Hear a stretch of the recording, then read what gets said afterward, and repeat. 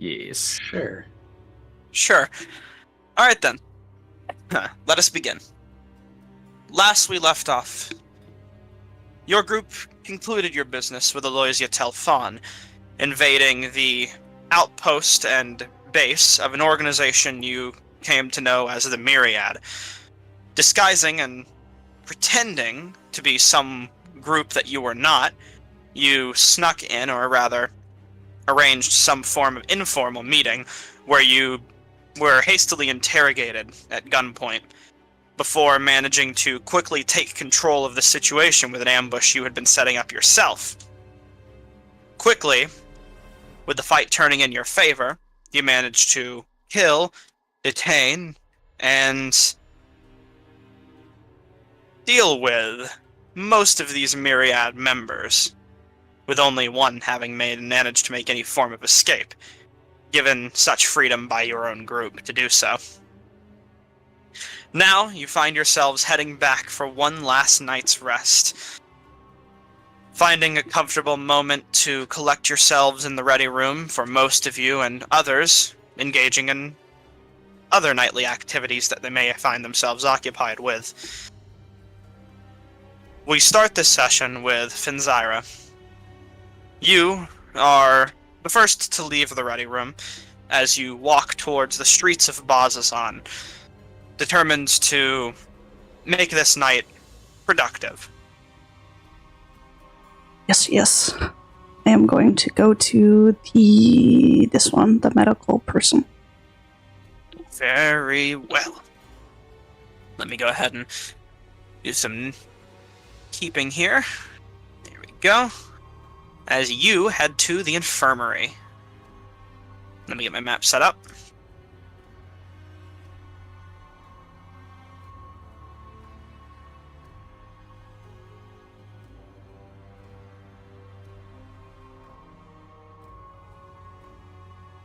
$921.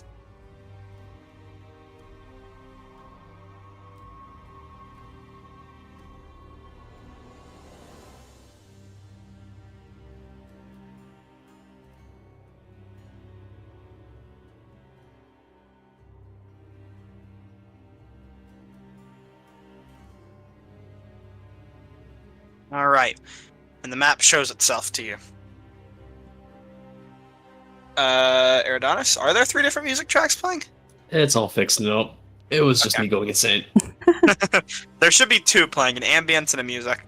Yeah. Fitting in character, I see.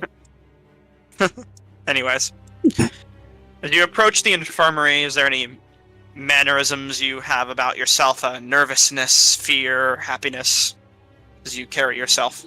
Well, since I am walking here by myself, I would be at least looking around more observantly at if there's anybody else walking around. There are many figures that occupy the streets, even at night, as in Jorhas, nighttime is just as preferred as daytime for some people, but none of them seem to pay you any explicit mind. And typically they're in here, so I will slowly jaunt my way through. Of course. Walk your way through, the bed's still unoccupied, in this room at least. Is this door open or closed right now? I'm assuming it's open. It's always open. Okay. I'm gonna As far as you've been here. I'm gonna lightly knock on it to get her attention because she's asleep. It seems. You knock and you just kind of watch her slowly raise her head and turn around towards you, still sitting in the chair. She looks over and says, "Come in." Hi, sorry. I know it's really late and all that. She looks you up and down as you enter in, searching for any signs of injury. Are you hurt in any way, mentally, physically? Mentally's probably the right word for it. Kind of relaxes a bit more. How can I help you? Well, initially, I just wanted to, I guess, clear my mind with some learning about how to make, I guess, healing potions is the most useful, and we've been using those a lot. But It's passed you over to her collection. But I suppose another thing that I could, talk to you about is, on my walk over, I was thinking of how I was going to word it to you. How do you handle having this job? Like, I would feel like it would make you really sad or like stressed out that the people that come here are hurt and in pain and they're relying on you to help them. And what happens if you can't help them and they like die? She normally keeps a decently deadpan expression. Even now she still does, but she raises an eyebrow a bit at this question and says, "Might I ask if there's purpose to this inquiry?" I just get really stressed out when I see my companions get really, really damaged, and I sort of feel responsible because I'm not doing my job well enough to take care of things before they get hurt. She kind of looks down at her chest for a minute towards her holy symbol and says, "For me, everyone has their own methods, but you are right, it's not easy. I choose to rely on faith, personally, hoping that most of the people that walk out of here are safe, but I'm not ignorant. Since your groups arrived here, things have been a lot better. The arrival of your group, another group came in, and a bunch of scholars and even monks from some far-off library. It's been definitely the most active time in Boz's in a while, and the safest, strangely enough, with all of you around. But I'm not ignorant to the fact that these empty halls will be filled once more the moment that everyone moves on. That's just the way things go around here. For me, I just try my best to help everyone I can and to not think too hard about what happens after." She kind of has a bit of a sorrowful expression, looking down towards your feet at this point. Says it's never going to be easy, but at the very least I know that I can help. I'm the only one who can really help here, as far as my magics are concerned and my talents. So I need to. It still doesn't take away the sting when you occasionally have to carry someone to the crematorium, if the graves are ever full.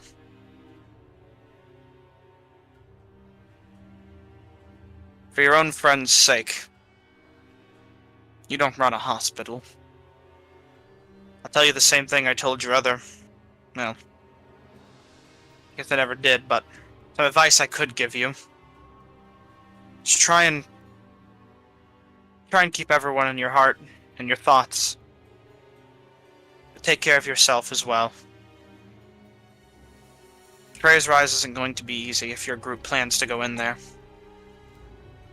And at this point, with how much of you keep coming to my office and asking for advice, I'm starting to get worried. Worried about what? Exactly. Yeah.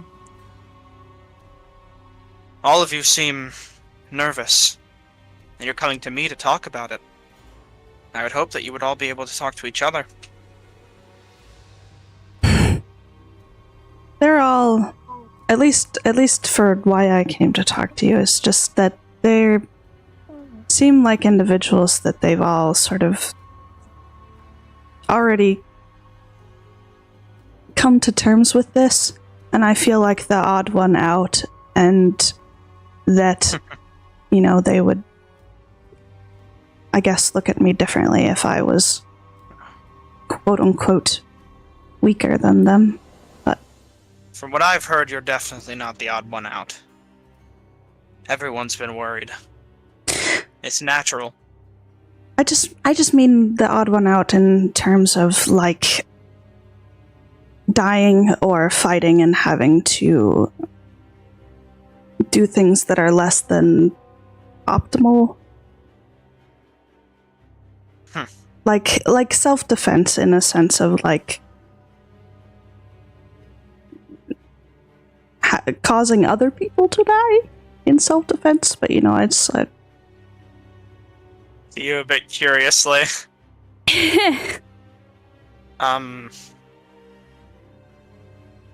So you're saying you killed someone? like out on the road when we were jumped by bandits. We had to deal with them because it was either we dealt with them or they killed us, so. I see.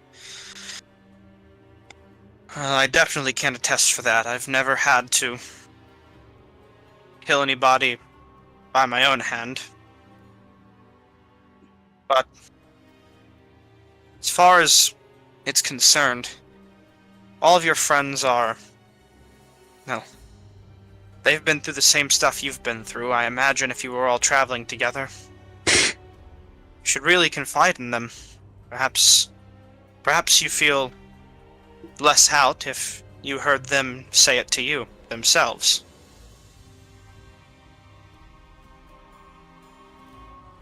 I'll talk to them at some point. I just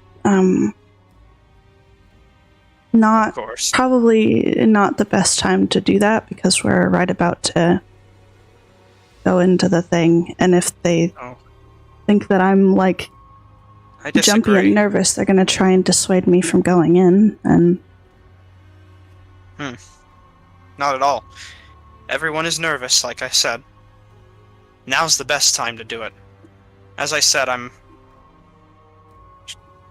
says, your group is bound by destiny and fate at this point.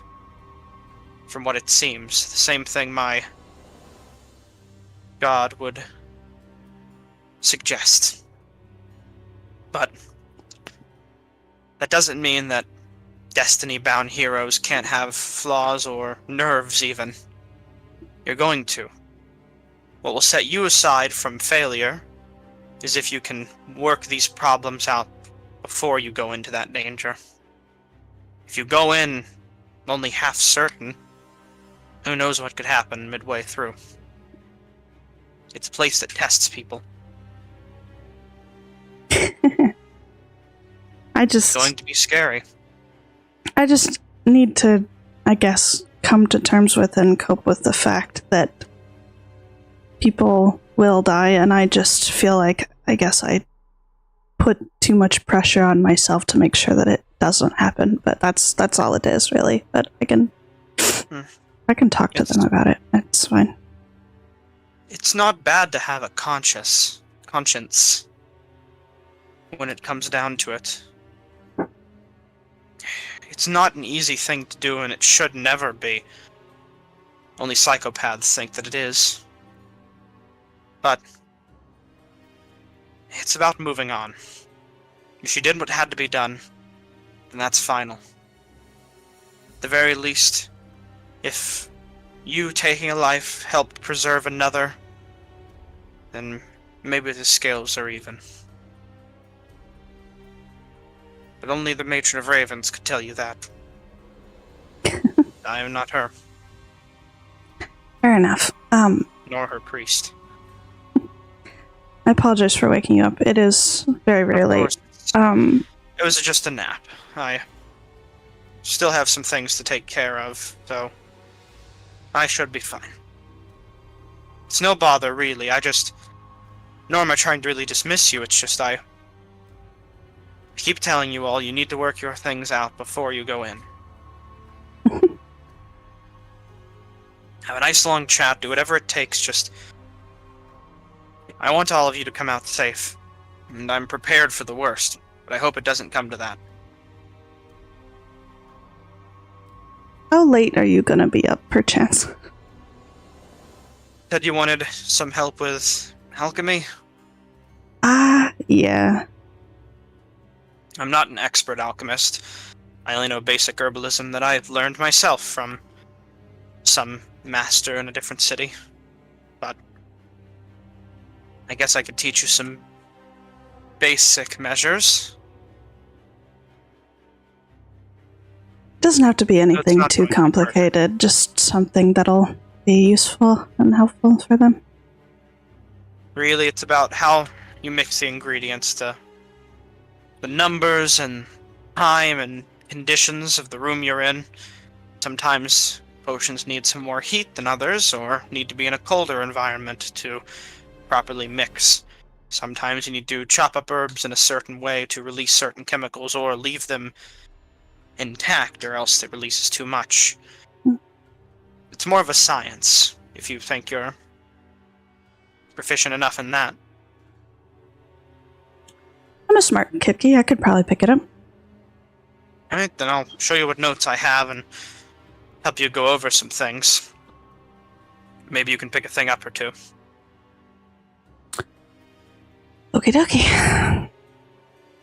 Just pull up that chair on the other side of the room. Take a seat at the desk if you want to, or bring it over here. The choice is yours. And drags it over.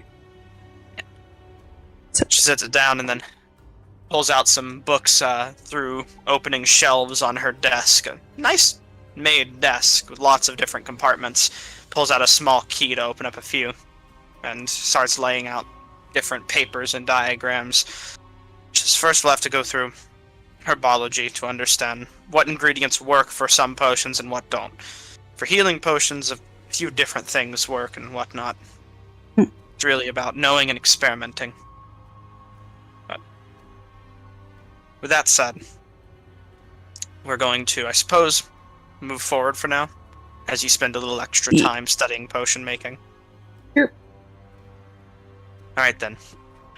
As the night drifts away from you, taking up this new form of education temporarily before moving on with the rest of your nightly activities, we quickly head back to the ready room, where another person currently waits. Let me get the map. Yep.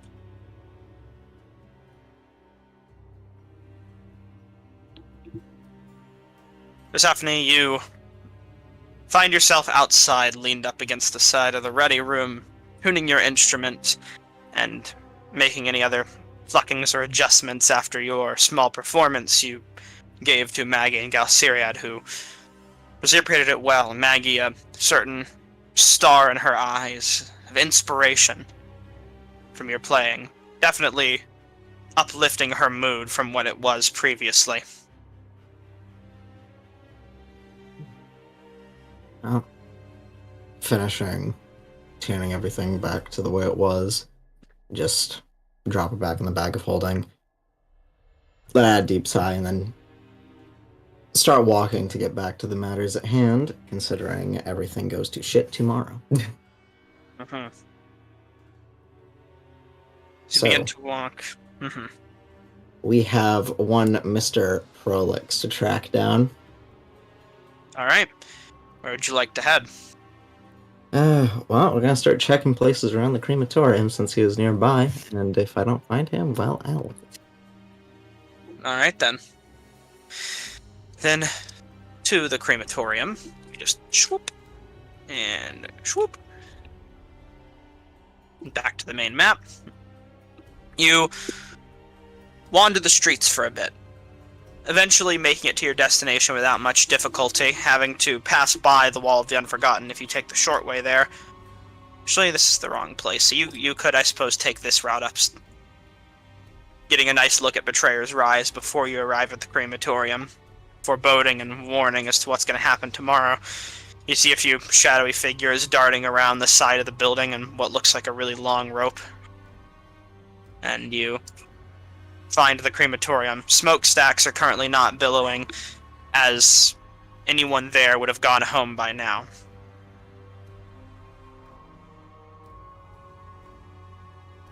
Alright, well...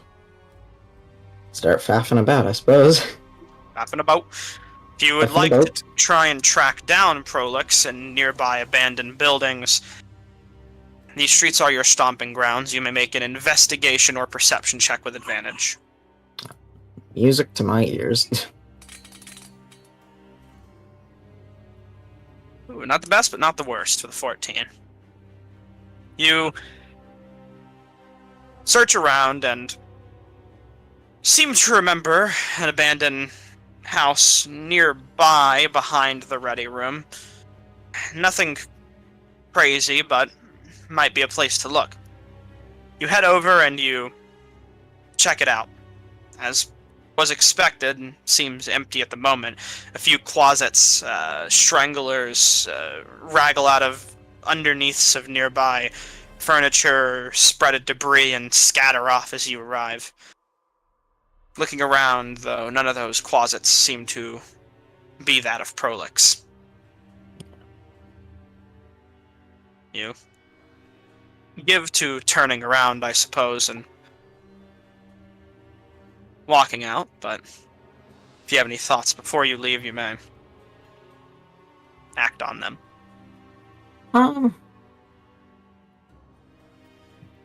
Does it look like anyone might have been poking around in here just to see if they went any certain direction? Because, I mean, he had to search for a place to stay, so maybe he popped here first.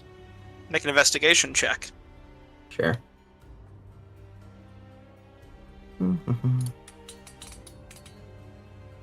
Womp. You don't spot anything in the inside of the house, disturbed or otherwise. It all seems like it's been messed with, and it's hard to tell if any of this intervention was from closets or him. Oh, sucks to suck. Maybe I can catch him in the morning. Alright. You turn to walk out of the building, and as you turn out, it's then that you would realize a nearby hatch or cellar to the side of the building that you wouldn't have picked up on before that seems barred shut. Or at least closed.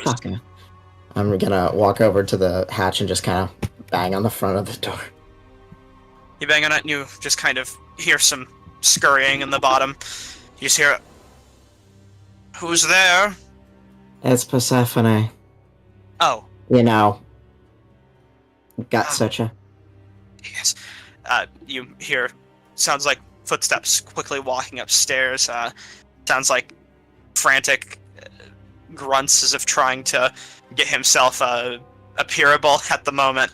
And eventually a wooden plank gets pulled out as you hear it clang to the ground and the hatch swings open to the side. Watch out!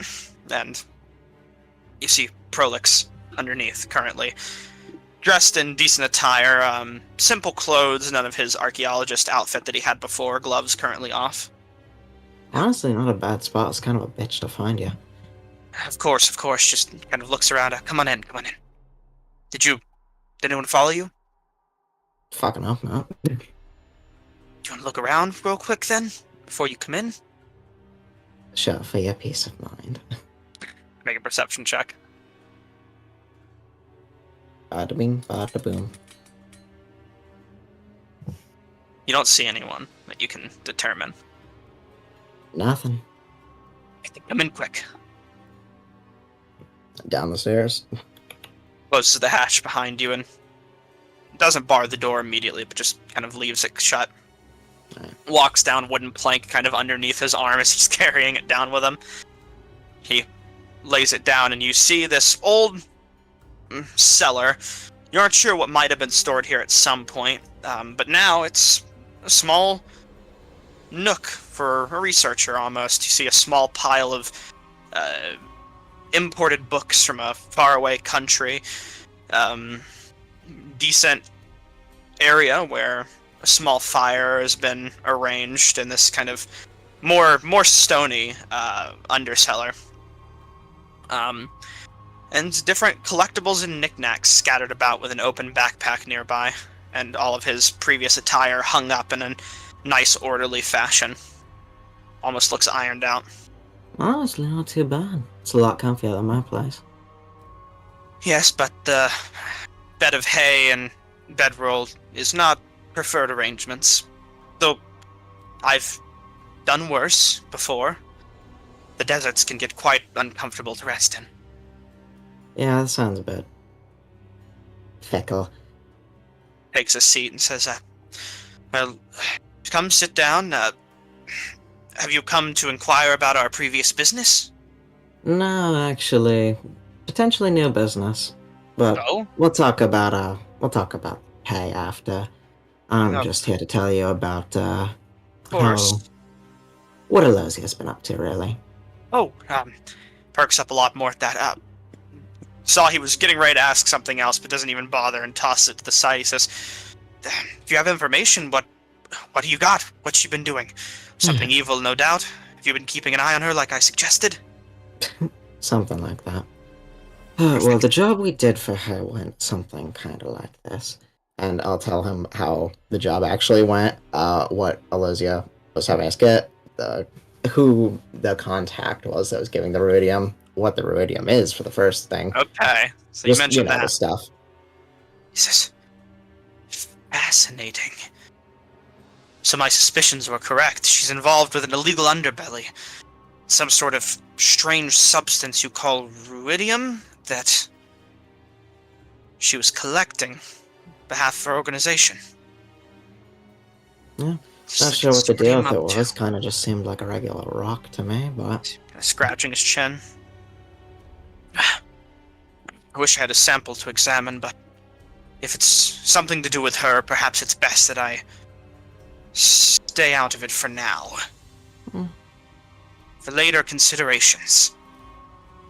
you know, we did keep a small chunk of it. If you really wanted a sample, we could probably let you look at it a bit. You see him kind of waging a war in his own head at the moment.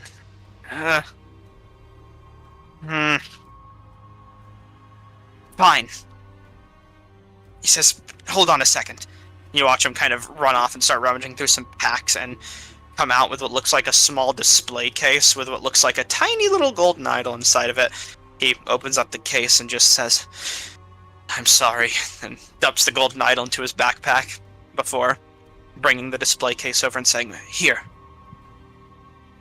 I should be able to hold it for a bit." Right, but you're getting a bit ahead of yourself. Kind of, It is still the dead of night, you know. Sure, but you came to me in that time. You're right, because tomorrow we're heading into the Betrayer's Rise. So I figured I'd give this to you in case, you know. I see. And for Aloysia?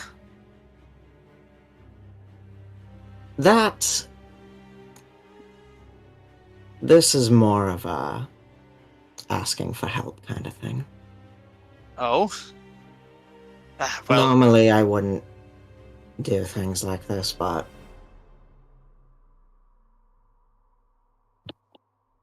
someone really needs to make it out of there, and I want to give them the best chance they have. So I was hoping this little information deal could at least buy your braces for until we can come and do your job. kind of looks over to the side of the room where you see the bracers are put on a nearby shelf. Kind of starts rubbing his arms. Oh. I see. Is this... And don't worry, I won't shortchange you. If we don't come back, mention my name to the task hand here. He owes me one. He'll get you a couple guys to go out with you to Make whatever it was.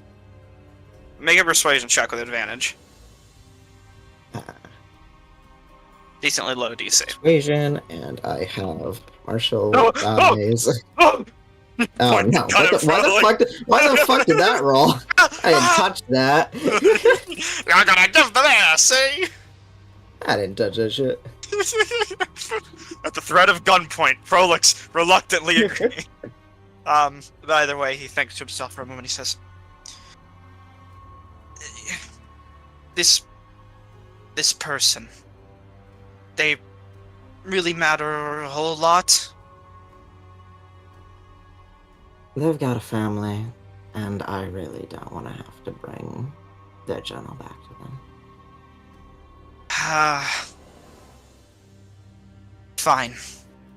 Fine. Just make sure when they're brought back they're in good condition. They're it'll be hard to explain to my higher-ups if I can't. If I don't come back with that job complete. Bosses and all. Yes, you understand. Just let me see the sample. You can take those on your way out. You see them right there. Eridanis has the same. So you can mention that. Expectantly holds out the display case. Like I said, Prolix, it's not on me, it's the dead of night. Like, one of the other studious ones in our party has it. Oh, I suppose that's good. Maybe I can ask them about their business with it, their research. If they are studious, as you say. I think they are. They're a bit weird, but they seem smart. Okay, is there a place you would like to meet tomorrow, or will you come to me, then? Okay, we can swing by here. Great, I'd prefer not to go near the ready room. I know Aloysia's near there, and... Aloysia! Kind of thought clicked in his brain. He says, what is she doing now that she's completed her task? Did she reveal anything to you? Sounded like she wanted to get the fuck out of the city as soon as possible, but I think she was also looking to get into the Rise, so she might be here a bit longer. She's going into the Betrayer's Rise. Sounded like it. I'm not sure who else she'd get to really take her in, but... well, one group of people, actually. Hey. She's going in with a group of hired hands. These... do you know these people? By name, at least? Yeah. Are they capable? Do you think she is in safe hands? That's a weird question to ask, but I think they're just capable enough. Sound like they have a plan. Thinks and says, alright. Fine. Come by here tomorrow. When you have the stuff, bring your group. I might have a new proposition. Aloysia cannot be let to leave this city with whatever she found. If she takes that back, there's no telling what it could cause. What it could be.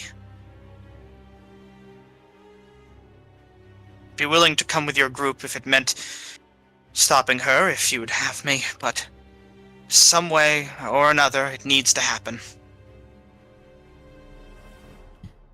I'll see what I can do.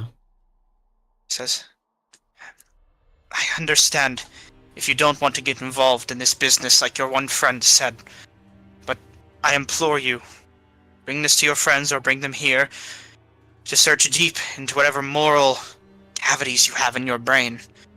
Consider what she's doing, what she could do. She's left to wander. She might not be aware of what she's even doing in the first place. But it can't be good.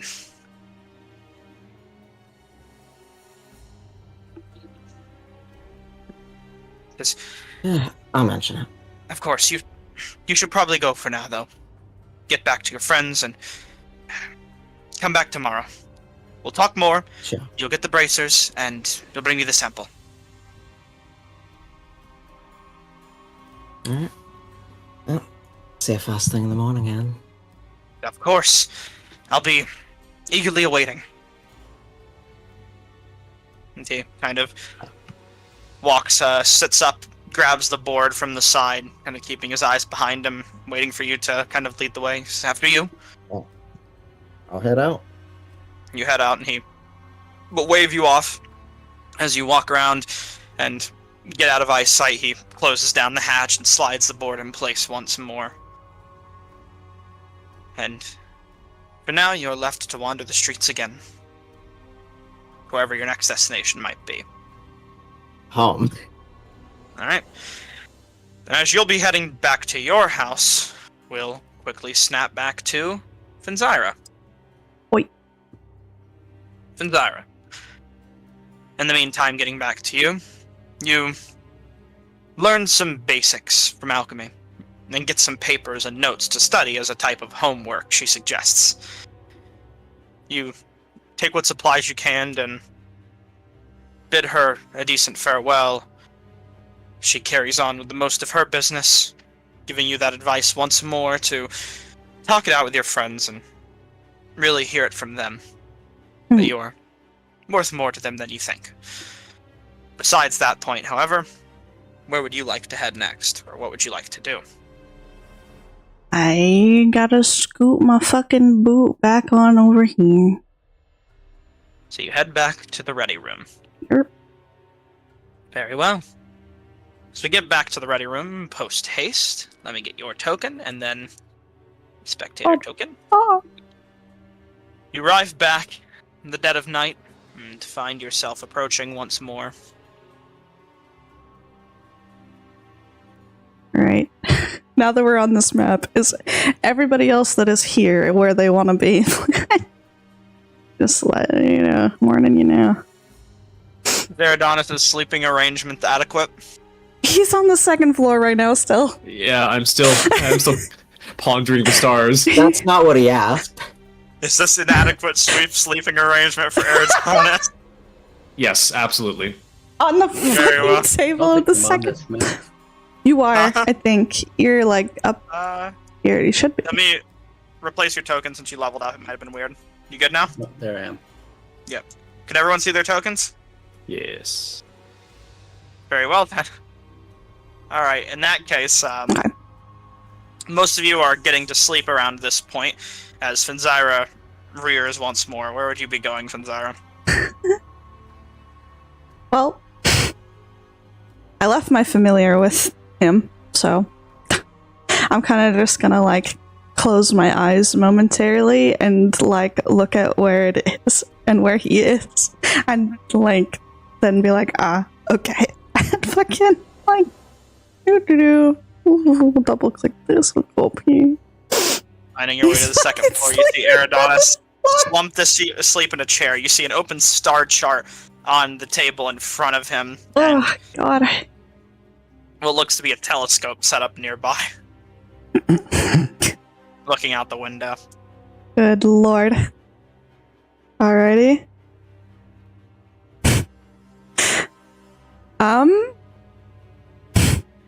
I'm just gonna, I guess, pull my blanket out from my You see bag. him currently hugging his staff of striking like a teddy bear, Uh-huh. cuddling up with it. Uh-huh. Hi, buddy. I don't say that, but I'm like thinking it. I'm gonna fucking, sucking it. Staff of decay, rather. Sorry, I'm laughing. Deleza drinking. God damn. Lost merchant sheet collection. Anyway, I have my mage hands out, and I'm gonna initially try to pull the staff away from him with the mage hands. Okay, initially. Well, this might be your one chance, but we'll see. You know, we'll see how, if like I'm gonna give it a light little teeny tiny tug, and if it seems Okay. like it's not gonna pull out very easy, then I'm gonna have to use my own. So you want to do just a tiny... You want to test the water without Yeah. potentially alerting him. In that case, you can make a sleight of hand check with disadvantage. Okay. And Adonis, you don't have to make anything for now. God. 15. Adonis, your passive perception is a 12. So, you begin pulling at it, and it seems like there's just a little bit of looseness. You do kind of see him kind of turn in his sleep for a minute, but it's not much. And it's almost out. You would just need a little more of a tug. Okay. So, I have the blanket draped over my hands so that I would Mhm. make no actual physical contact with my skin to the object. Hopefully that works. Hopefully this helps. Alright. I'm gonna pull it the rest of the way out with the blanket hands. With your own hands, all With right. the blanket over Blanket my wrapped hands. Yes, I The understand blanket that. But wrapped your own hands wrapped in a blanket, not the mage hand. Yes. All right. In that case, since you passed the test the waters check, you may make a sleight of hand check with advantage. Eridanis, you may make a perception check.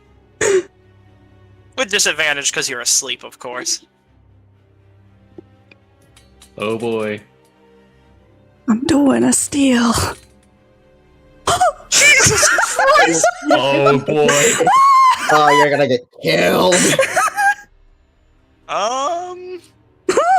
What Eridanis, I suppose, what I just sense, like something would literally jerk me out of my sleep. The feeling of my staff being pulled away. Eridanis, robbing you. like a crack addict, your eyes shoot open on the spot.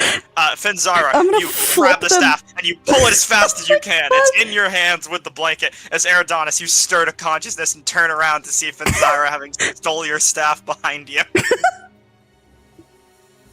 Currently wrapping it in a blanket rapidly as you look towards her. You fell asleep on the floor. Good morning. Afternoon. It is late. Looks out the window. It is 10:30 at night. Uh-huh. And I suppose I dropped the staff. You did. I'd like it back. You did drop it Thank on the you. ground. I'm keeping it safe. It's nice and cozy. I wrapped it up in a little blanket. It's got to get its rest too, you know, like you do. You should probably go downstairs and like lay down in the bed.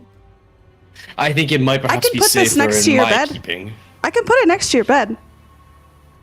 I appreciate the sentiment, Finzara. I am quite capable of putting it there myself. What are you doing up? You know what? You seem a little grumpy right now. Why don't we just walk there together? We can go. Come on. Rodanis is going to hold. He's going to use his own mage hand to hold the lever in place. Finzara steps onto the platform and you hold the lever and Finzara is not able to click it out. With his telepathy, he's going to hold the lever in place. Lever seems jammed, Finzara. You aren't acting like yourself, Finzara. Is everything the matter? Is everything all right? Yeah, everything's fine. Everything's great. It's just bedtime. Then we are still friends, then, aren't we? Of course. Friends would never steal from one another, would they? I'm not stealing it from you. I put it in a blanket.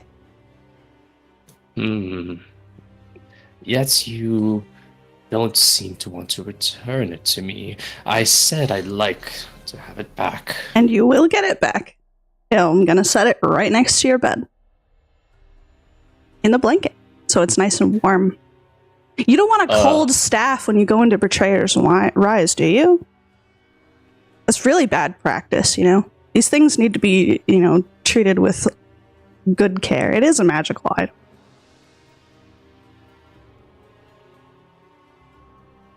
Nerd. See the text. Yep, I'm typing right now. I'm typing in response. Give me 1 second.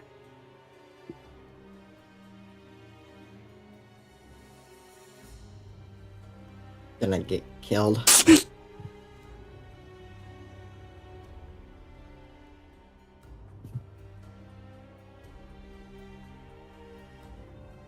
You don't believe me, do you? That it needs to stay warm? Oh god. Hold on, Okay. I need to respond to him with something. I need to. The next course of action will irrevocably change the nature of our dynamic, depending on what Nerd writes. Oh god.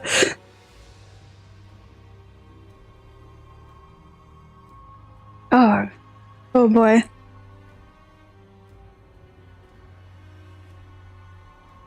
Let's see. Is Mage Hand a concentration spell? Oh. I do have good persuasion. I have a +3 to persuasion.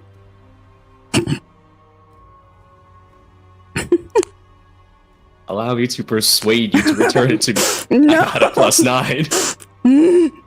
Alright, Eridanis, there. Oh, okay. Awesome. Oh, thank God. Irreparable violence. I'm afraid I don't believe you, Fansara. Now it is getting quite late. He's going to hold out his hand once more.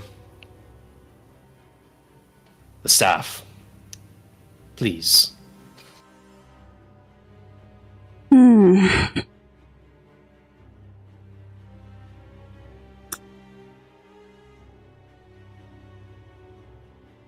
You know, in a few hours, I think you'll forgive me. I'm gonna teleport out this window with my cloak. Alright. I'll say the building is not as well lit as it might portray right now, so you won't take the psychic damage. You'll take a tiny bit of fall damage, as I imagine you'll probably... I'm looking at the ground out here, maybe, but if I can see ground. You'd have to be closer to the window to see the ground. I'd say the closest thing you see is the nearby roof. You know what? Fuck it. I guess put me on the roof. As in a flash, Eridonis, you watch Finzyra envelop in shadows, leaving behind a shadowy mist before looking out the window and seeing them on a nearby roof outside. As you look through the glass over at them, and they slowly start sliding down. Sliding down, you say. Excellent. Eridonis is going to... Can't these windows be cracked open? Or I think I have to break some stuff. You're gonna have to break some stuff. Eridonis is going to take a step back. She's slipping down, right? Not... They could fight for it, but right now, slowly sliding. They could fight it if they wanted to. Hold on, let me see my features. Eridonis is going to take a step back, raise one of his hands towards the window in front of him, and mutter some incantations, and then he's going to blast open the window. Oh my god! And then he's going to prepare for a running jump. Oh my god! Flash, can I do something, please? In a moment, everyone who is sleeping in the ready room suddenly hears a loud, shattering crash awaken them. Oh my god! Please. Wow. You know, maybe we all get to betrayers, right?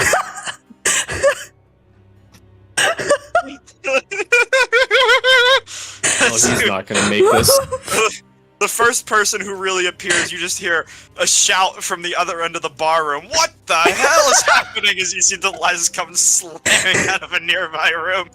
And Eric's, you may act as you please in the meantime, as everyone seems to be moving. Uh-huh. The game is paused. It's paused. Oh, is it? Okay. There we go. Now it's on Are pause. we in initiative at all? Is he trying to attack me? Because I have we'll get to you two for a second. Exploding open the window only, and then Eridonis is going to try to leap for the roof and fail.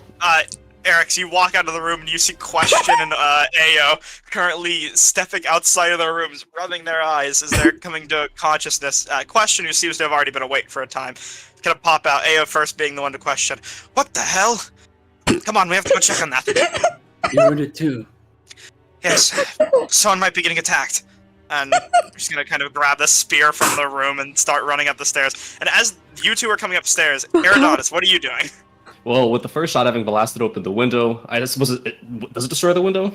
Yes, the window is thoroughly destroyed. As Delez is just gonna come running and say, "What are you doing?"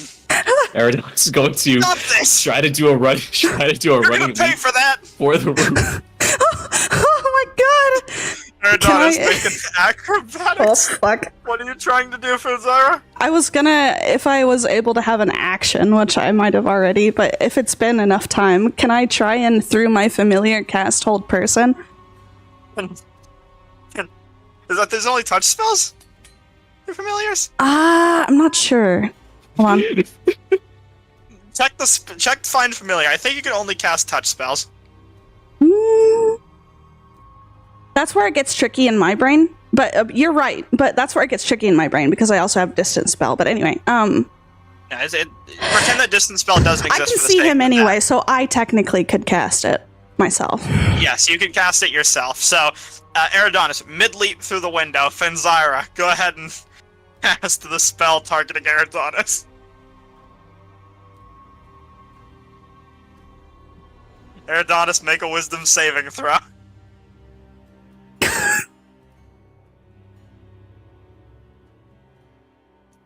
There we... Hold on. Are the bonuses? There we go. you do take this much damage from cutting glass, but you managed to succeed. Make an acrobatics check, as the others will get upstairs around this time. Another one? I Yes. rolled an ace. Oh, did you? Oh, you rolled 8. Okay.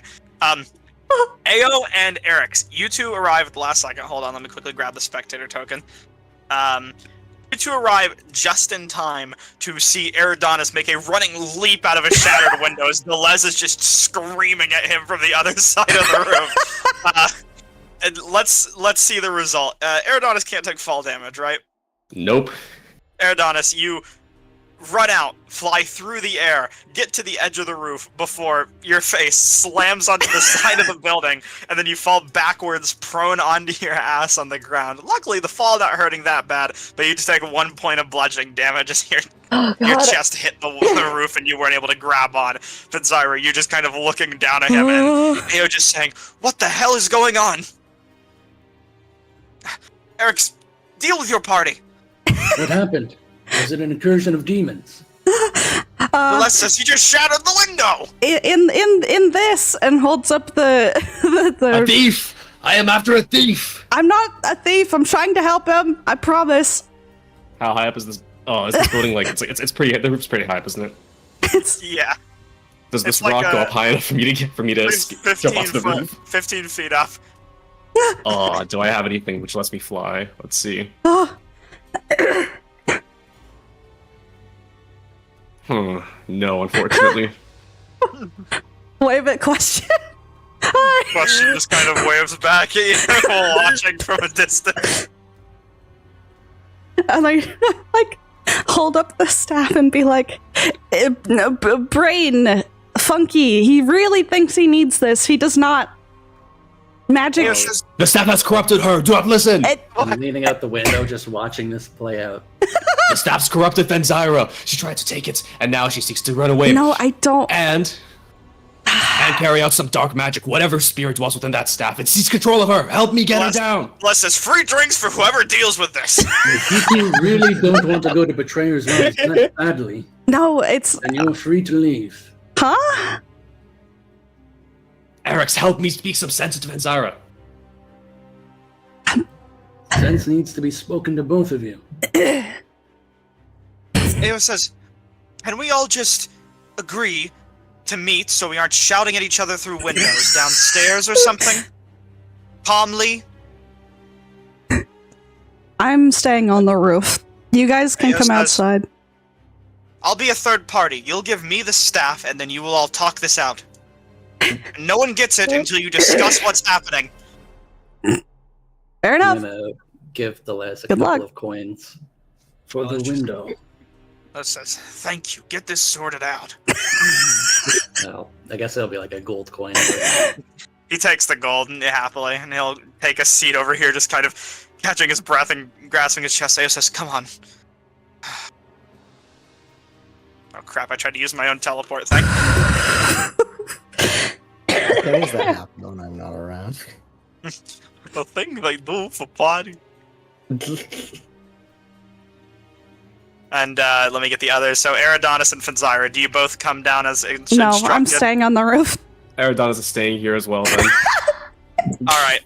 Then in that case, Wait, what? just Oh my there. god, So yeah. that everyone's in the same map downstairs. Just make sure I'm in the right place here. Yeah, as this happens, Ao is gonna kind of walk up and say, Fenzyra, toss me the staff. I'm gonna mentally link to her and say, for the record, this is a very cursed staff. I have it wrapped up in this She blanket. responds, interrupting you vocally mid-sentence. Toss it to me. Do Eridanis not will also let him have it. also link to her No one gets speaking. it. Quit talking to me through your minds and speak like people. To each other with your voices. She holds her I'm hand out. gonna be staring at Eridanis, watching Please him, get off the roof. and I'm gonna toss it down to Ao. Yeah, Tom catches is going it, to visibly wince will- with pain. grab the staff wrapped in the blanket, and just kind of hold on to it to the side under her arm and say, there. Now get down from there and sort this out. Love of God. Hey, Eric, so are you good at catching people? Just climb down. It's a roof. Eridonis can... Hold on. Wait a minute. Within range. How within range? Oh, 60 feet. Eridonis, I can cast Featherfall on you. Just jump. Eridonis doesn't cast Featherfall. You see Eridonis' attention seems to have just completely gone away from Fenzira. He'd absentmindedly trace a constellation through the air over Fenzira. And I suppose Fenzira you'd feel very, I don't know, very light all of a sudden. Feather-like, almost, some might say. Okay. I'm still gonna... Oh my god. The thing. I'm still gonna direct my fall in Eric's direction somewhat. Get the fuck out of there. Collides with the wall. Yeah, nerd, you have to drag me down, but put me like right here. Okay, I'm just putting this is the spectator token. You're It was there. So you fall down from the roof, and you see on the other side of the building, Question currently talking to Prima and explaining the situation. Bro, not in front of Question. She's just explaining the situation to the owner right now. I can see her from here, yeah. I could probably give her more details now. She just kind of...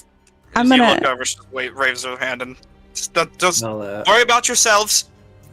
catch Fenzira as they float down to the ground, and I'll set them down, and then I'll go over to Eridonis and I'll say, lean down a little bit.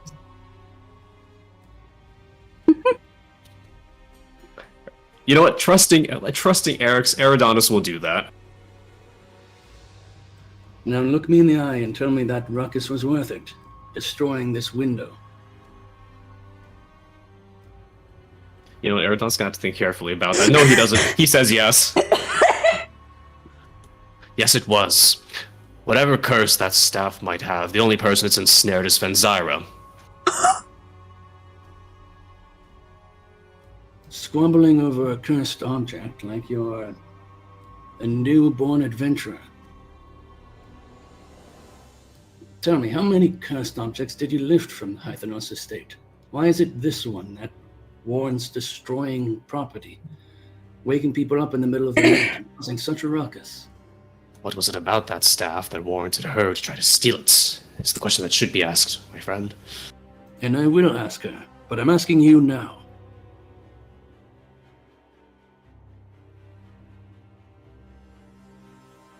You've got one opportunity to explain yourself. Let me read through the staff and see. After that, I will get strict. From this point, as I explained to you and you did PMs, the curse is gone. It's more of just your property was robbed from you. Oh, so it is gone. Sweet. The curse is gone. It's just you, as I said to you in your PMs, you feel like you've been robbed, and how Eridonis would act in that situation. Which I love that this is how this is how he would react in that situation.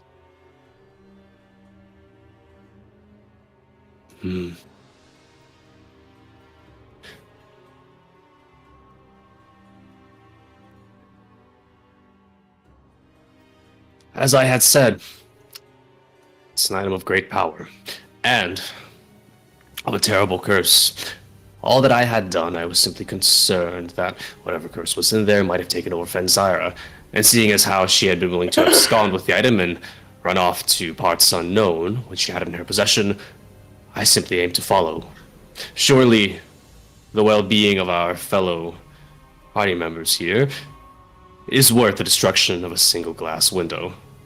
But if it's the subject of money that's a concern, Eridonis will reach into his purse and he'll pull out his purse, flick a few coins over, or kind of make a motion of being ready to flick over a few coins to Eric's.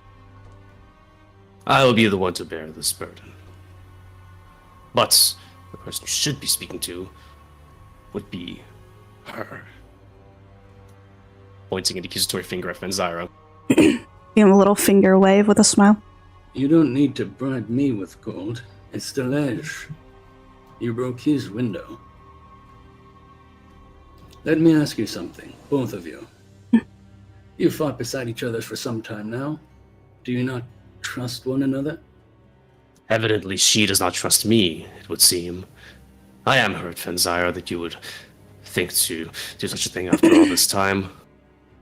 It's not that I don't trust you, I just know that you wouldn't willingly hand it over to me because it is quite literally making you want to hold on to it, which is why I wrapped it in a blanket, so that it would not do that to me. And who are you to say that you know my mind better than me? I don't know your mind, but I know what the object does.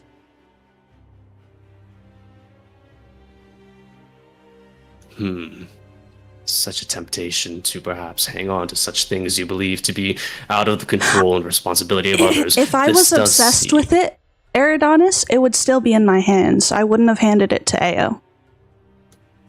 Yes, it needed you to be cornered by the rest of our It group made here me to think hand that it you over. were obsessed with it when you were insistently asking for it back instead of asking me why I took it.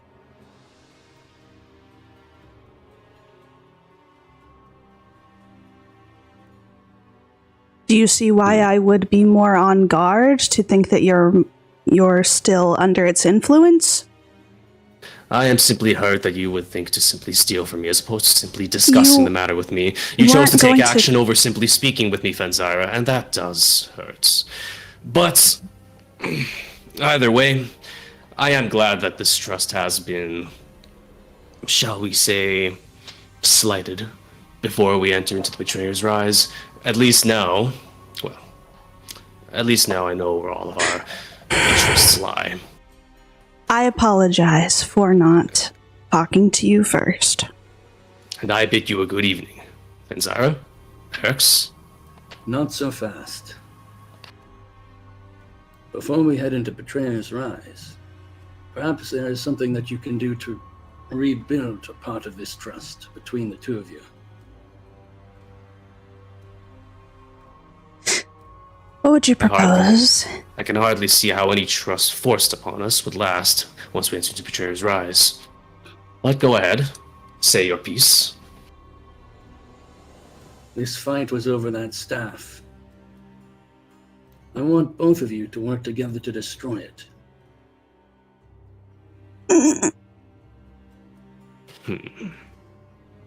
Can we sell it instead?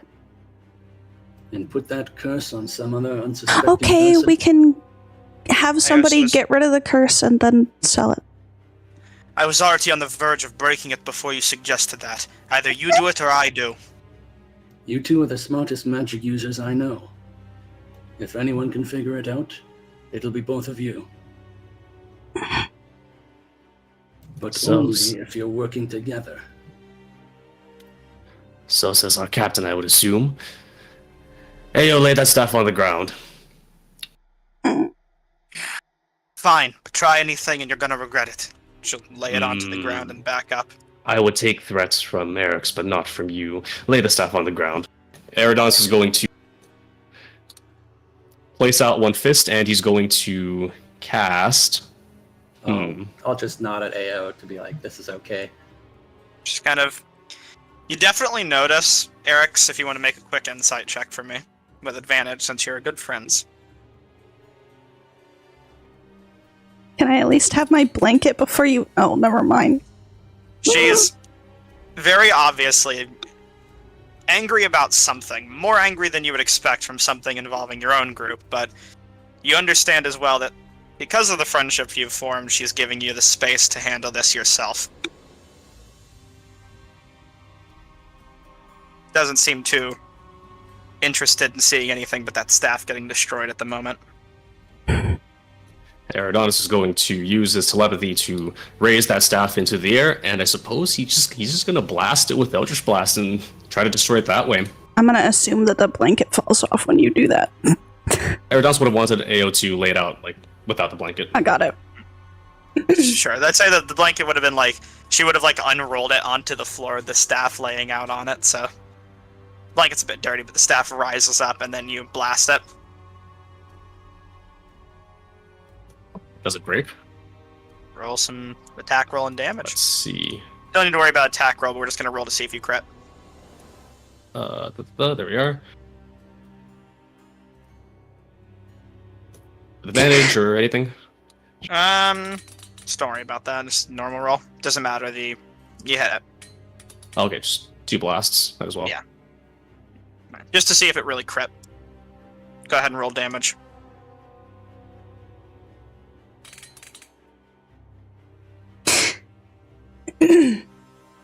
Alright. One more. I guess I can fire off. Oh, yeah, one more. My bad. Oh, that was almost. As you blast it, you definitely see that your impact has... It shows as it hits the staff, but it doesn't seem to do enough damage to do any more than a few splinters. You would understand if you, both of you, would like to go ahead and make a Arcana check, Fenzara and Adonis.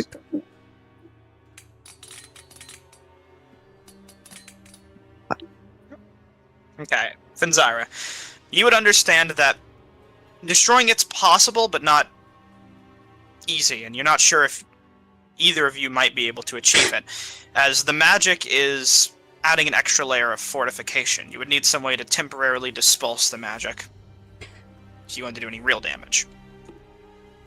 Or some great force.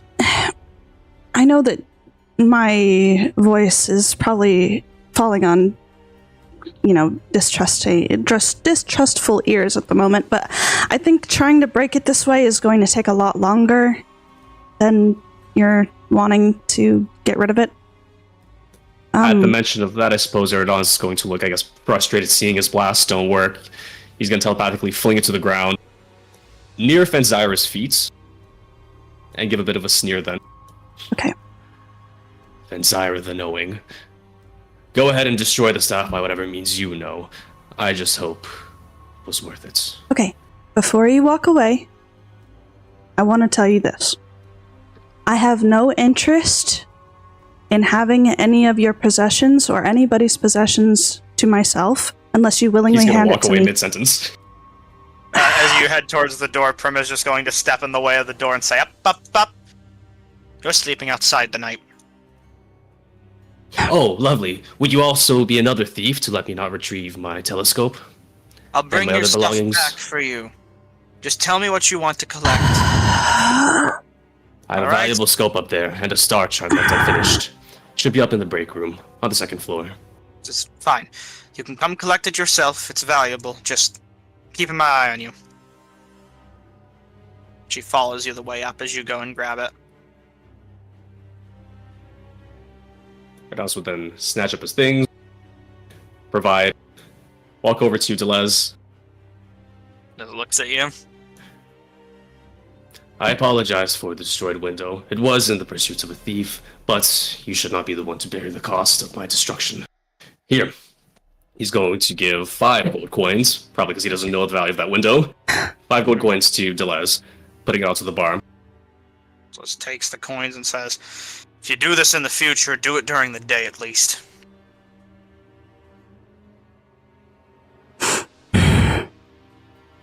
Rema just follows you out and says, you can come back in the morning and apologize if you'd like to stay here again.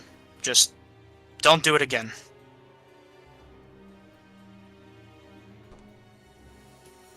Closing the door telepathically with his arms, with his arms full, I suppose, with his telescope and his star chart. Adonis is going to... He's just going to leave. Suppose we'll get back to him in a bit then. In the meantime, everyone's left on their own. Ao's going to look at you, Erix, and Fenzira and just say, I'm gonna go find him. Thank you. Sorry. Then look back for a second thought.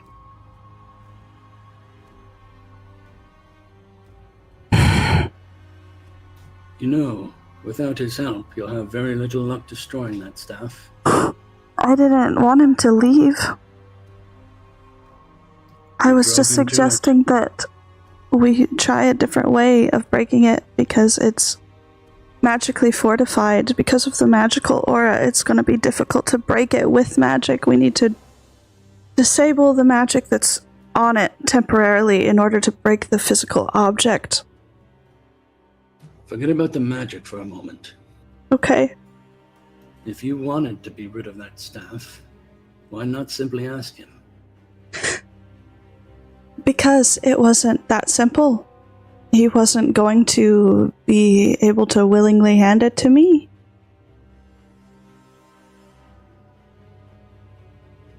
At least he would have been made aware of your intentions.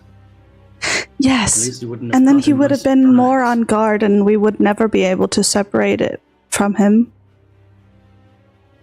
Eridanus is not exactly the pinnacle of strength. He's like 85 pounds soaking wet.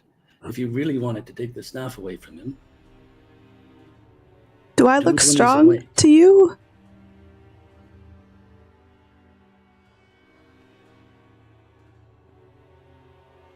You might be able to do that, sure, but I can't.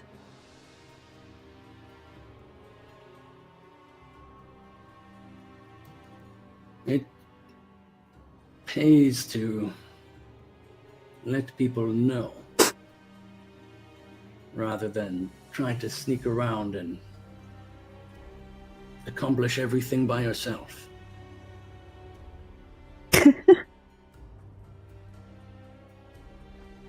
Even if he was unwilling to part with the staff,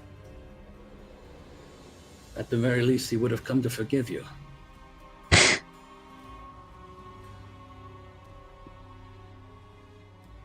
Yeah. I fucked up, and trying to apologize right now won't fix anything, so I just have to wait for him to be willing to give me another chance. And that time might not come before tomorrow.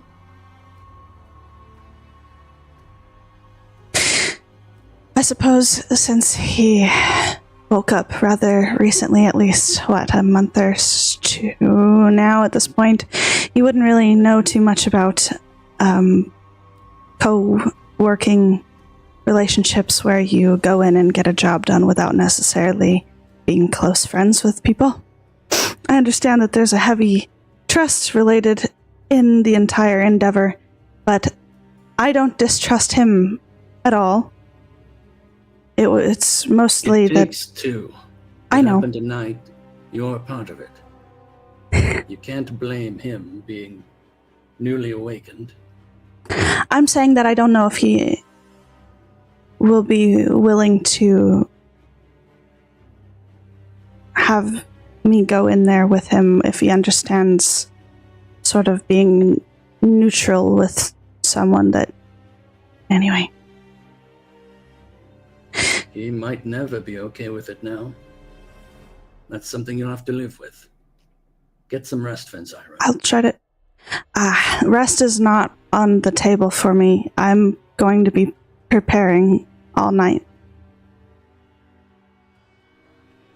And Eric will just turn and walk away. Eric, as you walk away, was the staff simply left. Yep, that's Fenzira's problem now. Mm-hmm. Dermot's just gonna kind of walk over to you while Maggie and Galsiriad are going to head towards Fenzira. And first starting with you, Dermot's gonna walk up and say, I heard some shouting and the others seemed concerned, but what's going on? Where's Ao? I'm about to go find her. If you want to tag along, I'll explain on the way. He says, please. He's going to follow you wherever you choose to go. I'm headed to look for Eridanus and Ao. Alright. Okay, so we'll get rid of you for now. Oh. Killed Dermot. Let's not do that. In the meantime, Galsiriad and Maggie walk up to you, Fenzira. Seeing you look distraught, Maggie, look of concern on her face. Galsiriad, kind of more stone cold. Galsiriad's going to say, we heard pretty much all of it from our window. I'm sorry. Fairly close. No, it's alright, Maggie says. We just wanted to make sure that you are fine, and to help you with breaking that.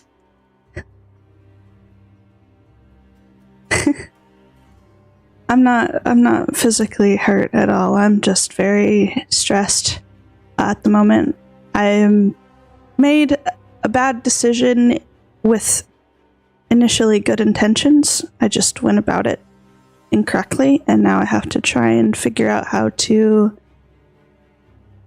be forgiven. And if I'm not forgiven, then it's just something I'm going to have to live with. But either way, I will point to the staff and say, that is a cursed magic item, and I was concerned that he would not have ever willingly handed it over to me, and I didn't want to use excessive force, so I opted to peacefully relieve it from his possession while he was asleep, so that it would, after, I guess, a period of time,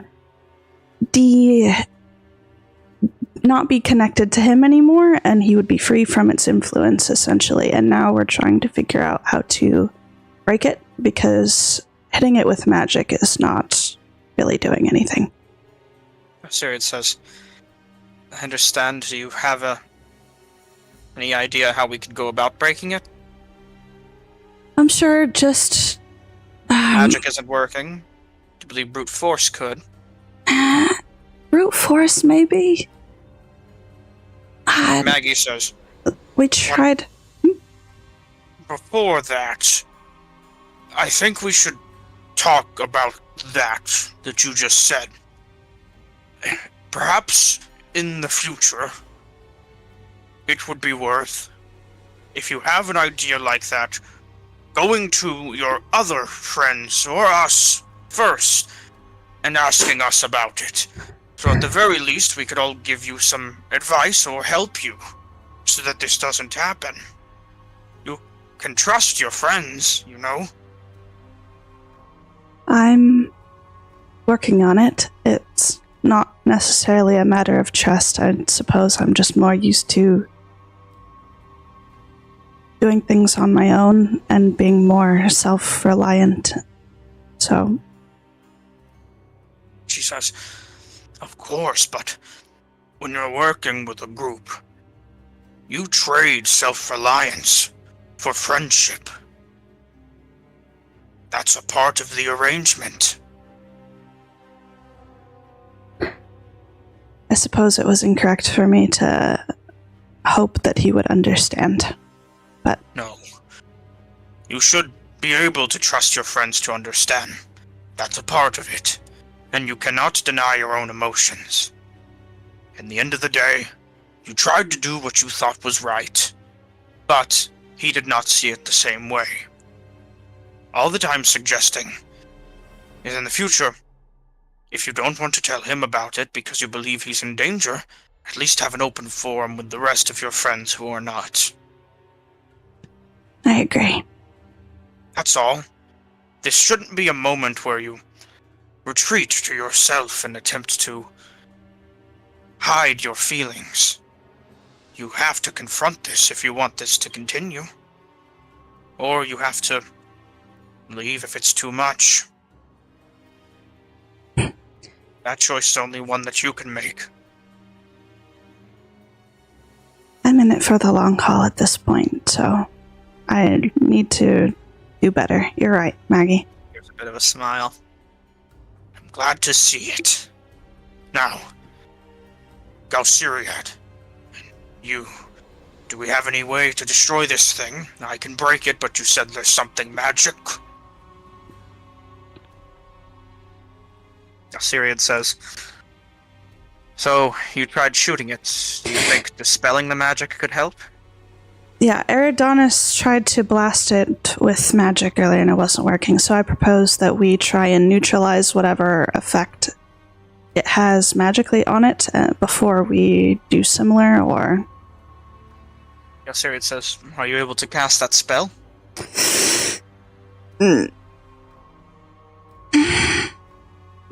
Dispel magic? No. He says, fortunately for you, it's practice I've been preparing. I can dispel it, and then Maggie can break it. Okay. Well, don't touch it with your hands, because the effect will... Yeah. Ah, I see. Maggie says, "Do you have something like a cloth?" Points Gloves? over at the blanket that's still laying on the ground. She says, "Oh, here," and she just kind of takes a extra piece of clothing that she had, and she kind of picks up the staff and begins to wrap it before showing it to Galciriad. Galciriad goes over and waves his hands over the staff, careful not to touch it, keeping his eyes open by having to close them to maintain focus. Envision in his head what the spell he wants to do does before casting Dispel Magic. You see the staff temporarily flicker and the crack that Eridanis made kind of almost expand outwards, like if you froze water in a tight container. Before Maggie takes it and just says, "Goodbye, evil," and just smashes the staff over her leg with a satisfying crunch that you can hear echo throughout the streets just slightly. You see a black hiss of smoke raise from the staff into the air for a moment before Maggie takes it and throws it into the fire. "There. No more of that." Thank you. "Of course. Just think about what I said. Go sleep for now. You need it. You will have to deal with this in the morning." I have a lot of spells that I need to write down in my book. I can't really go to sleep. Maggie kind of looks over at Galciriad, who just kind of awkwardly for a moment says, "Fine. I'll help you with your studying tonight so that you can get some sleep." Right. Maggie gives a smile and says, "There. I will wait for the rest to arrive back. Mayo seemed a bit angry. I need to talk with her. She's been very tense recently, and we care for her. But if you need me at any point, feel free to come and get us." Will do. Sirius said, "Let's go. You can use me in Maggie's room for now. Maggie should be able to sleep in Dermot Nail's room." Right. And the two of them begin walking off back into the inn. This is clear favoritism by letting Vinzira back in. Fuck off. Well, she hasn't gotten to the door yet. You see Prema currently leaned up against a barrel as all of you enter, and it looks like Aloysia just slinked into the corner, just keeping an eye on things as it goes down. You walk in, and Prema just looks you in the eyes and says,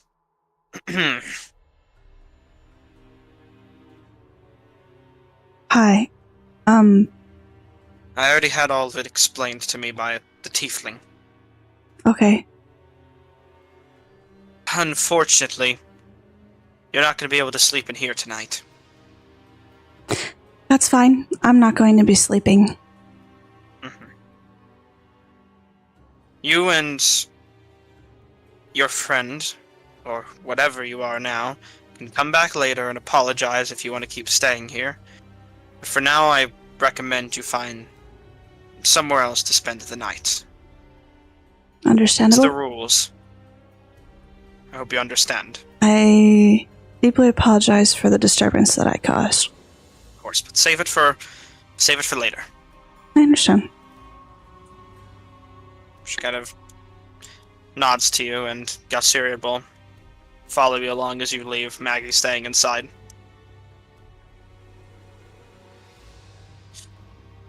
Galciriad's going to say, "Do you have anywhere in mind, or..."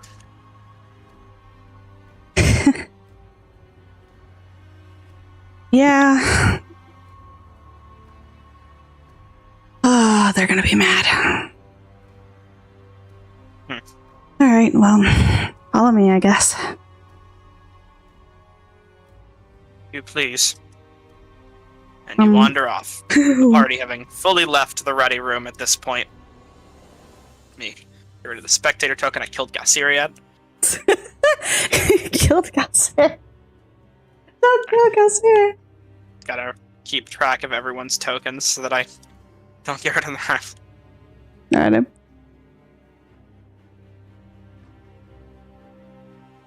Dude, dude, as this night has become a lot longer than anyone anticipated. For Alright, real? We will enter the rise tomorrow. so, to begin, I suppose we'll first get to Eridanis, who had a head start on everyone else. As we get back to the streets, Eridanis, storming off in a fit of confusion and rage, where will you be heading, supplies in hand? Eridanis, you wait for the streets. Hmm. You won't survive out there, man. Let's see. We're just gonna Ooh. I We're know gonna exactly disperse where I'm this going. token for Why the do time they being, light up? because they have light auras for their tokens. We'll get to the rest of you in the meantime, but for now, Eridanis, you can drag your token where you'd please to go. Oh, I have a great idea. Eridon's is going to be heading. Hold on, let me actually see if there are any other ones. Oh, yes. Or ping where you'd like to go, rather. He's going to head to This man's going the. straight to the sacrifice engine. Yep. I knew it. Actually, I'm almost thinking. Would Eridon's know that this one also exists on the map? Yes, Yeah, you've seen them both. Oh, absolutely. He's heading over to the one closer to the Betrayer's Rise. Oh boy. Okay, I'll get the map, but this is the one for the one towards the south of the town, so keep that in mind, I guess. Yeah. I need to get rid of some demons from this map real quick, so don't mind me. No, leave them. No, they're not here. There's also all the band members and your whole party, so that's like, get rid of them and them and them. And Eridanis, you would find yourself eventually approaching this sacrifice engine that you've been at before.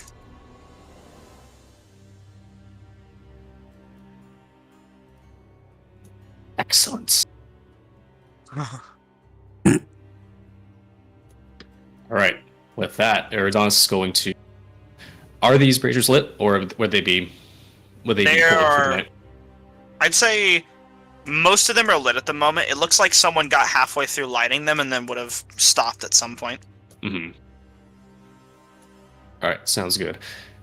Eridon's gonna climb up onto one of the upper reaches, and seeing that there aren't really any other buildings which like hang over the sacrifice engine, it's a pretty open spot it seems.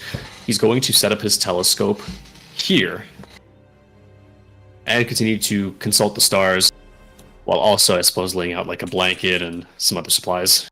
Mm-hmm. For the time being, he is very, very upset. Wide awake now with rage.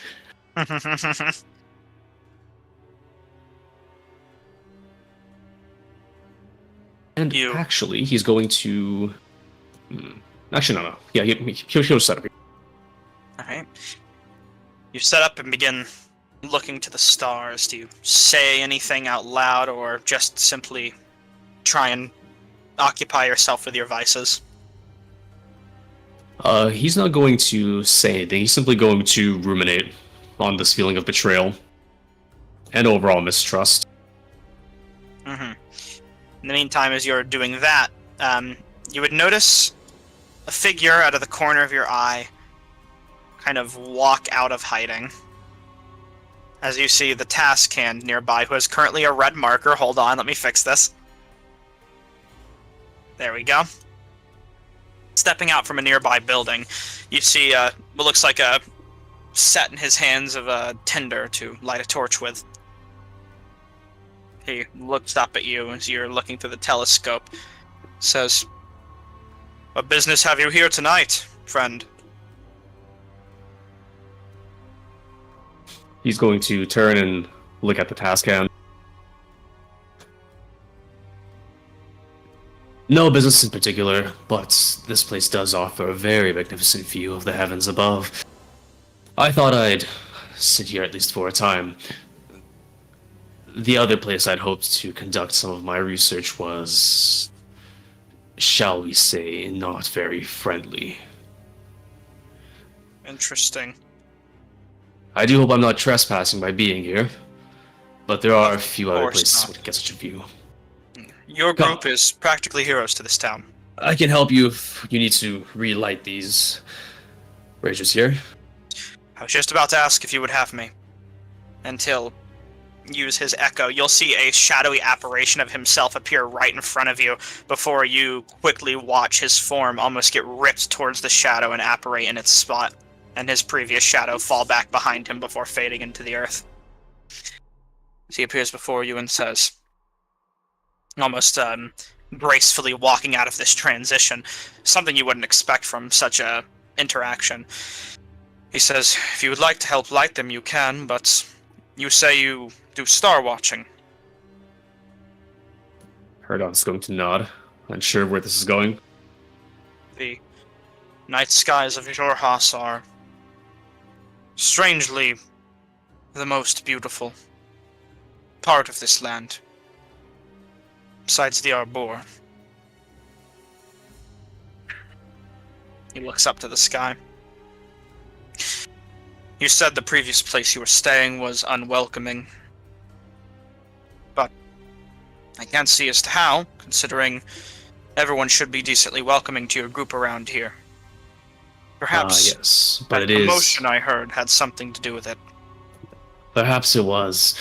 Unfortunately, as welcoming as the rest of the inhabitants of this beautiful city have been, it's exactly the group which has proven unwelcoming as of now. Either way, we've had our differences. And he says, is this difference any different than the previous? Can you foresee yourself and them coming to terms with this? We have a shared vested interest. For now. So long as we have this shared interest, I will stay with them. But perhaps our interactions will be a great deal less amicable, should we say. Is a tenuous relationship really enough? Once we're in the Betrayer's Rise, our survival would be at stake. If only to keep myself alive, first and foremost, I'd be willing to work alongside them.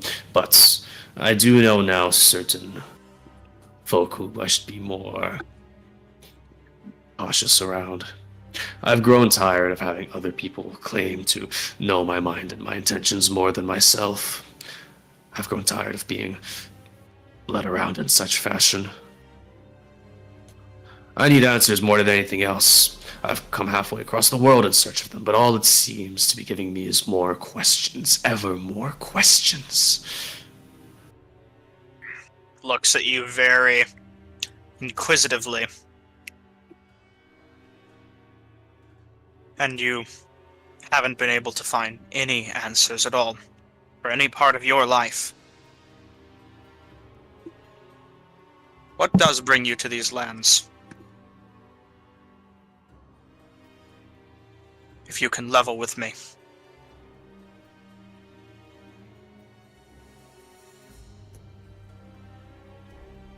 Eridon's going to think for a moment, trying to see if he could trust the task hand. Can he make an insight check to assess what this guy's threshold is for insanity? Go ahead. Looking into the eyes of Varenthelius, you know this is a man who has seen his own fair share of insanity and madness in a land filled with it. Some would even say that only a madman could have taken up the position that he has found himself in, watching over this city. But even beyond that, he seems to be someone who's genuinely interested in the well-being of you and your companions at the moment, and he just wants to hear.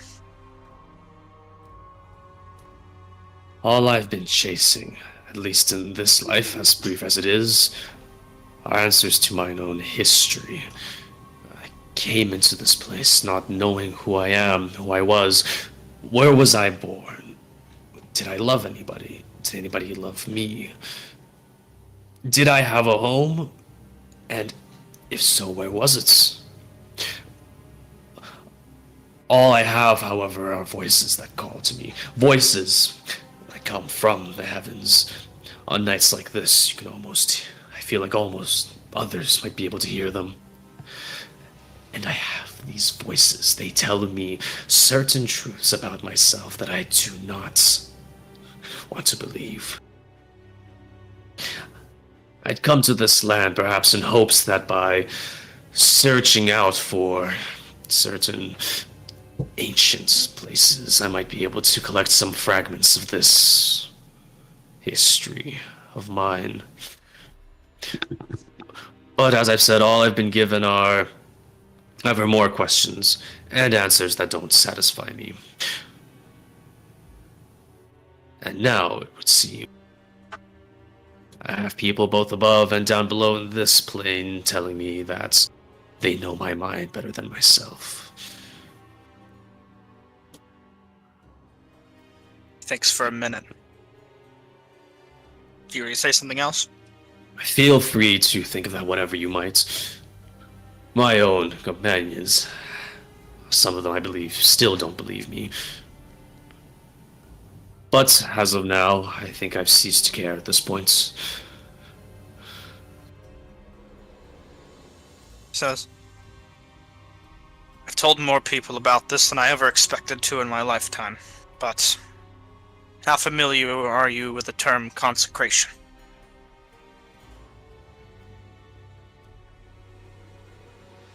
Or at least the process, as the Drow know it. Would Eridanus know about this? I don't think he would. Clueless. I suppose now would be the good time to learn from a drow. He says, of course. I explained to your group in the past that my history was fuzzy to me, I believe, and that I lived a previous life before this one. Do you remember that? I suppose I remember in that respect we might have a shared burden. He says, there are many nights I find myself even still after hundreds of years of life, wondering who I might have been in that previous life. Thinking, might I have loved someone? Might I have known many friends? Might those friends still be alive and in need of me? Might I have been vile and evil? And I only get some of those truths. But something I've come to realize in that time is, indeed, no one can tell you who you are. But most importantly, you are not who you used to be. Perhaps, if these answers are bringing you such toil and strife, they are not worth receiving, and you should instead focus on what's in front of you, and what life you can lead now. Perhaps it's best to let go.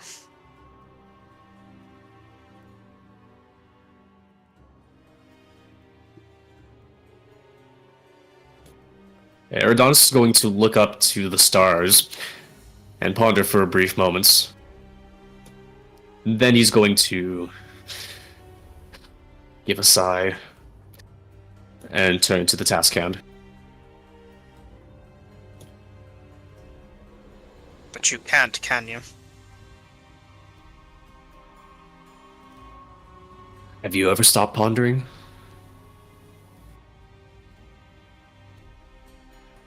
Not permanently. There are times where it's less and less, where I can distract myself more and more.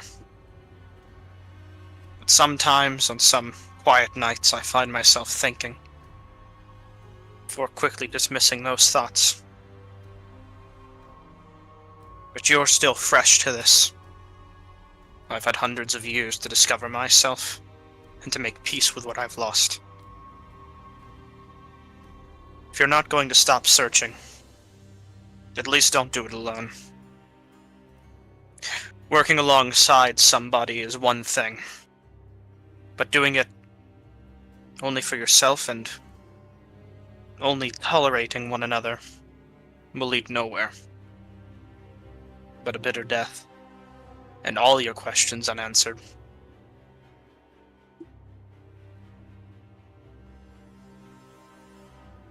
if you can believe that.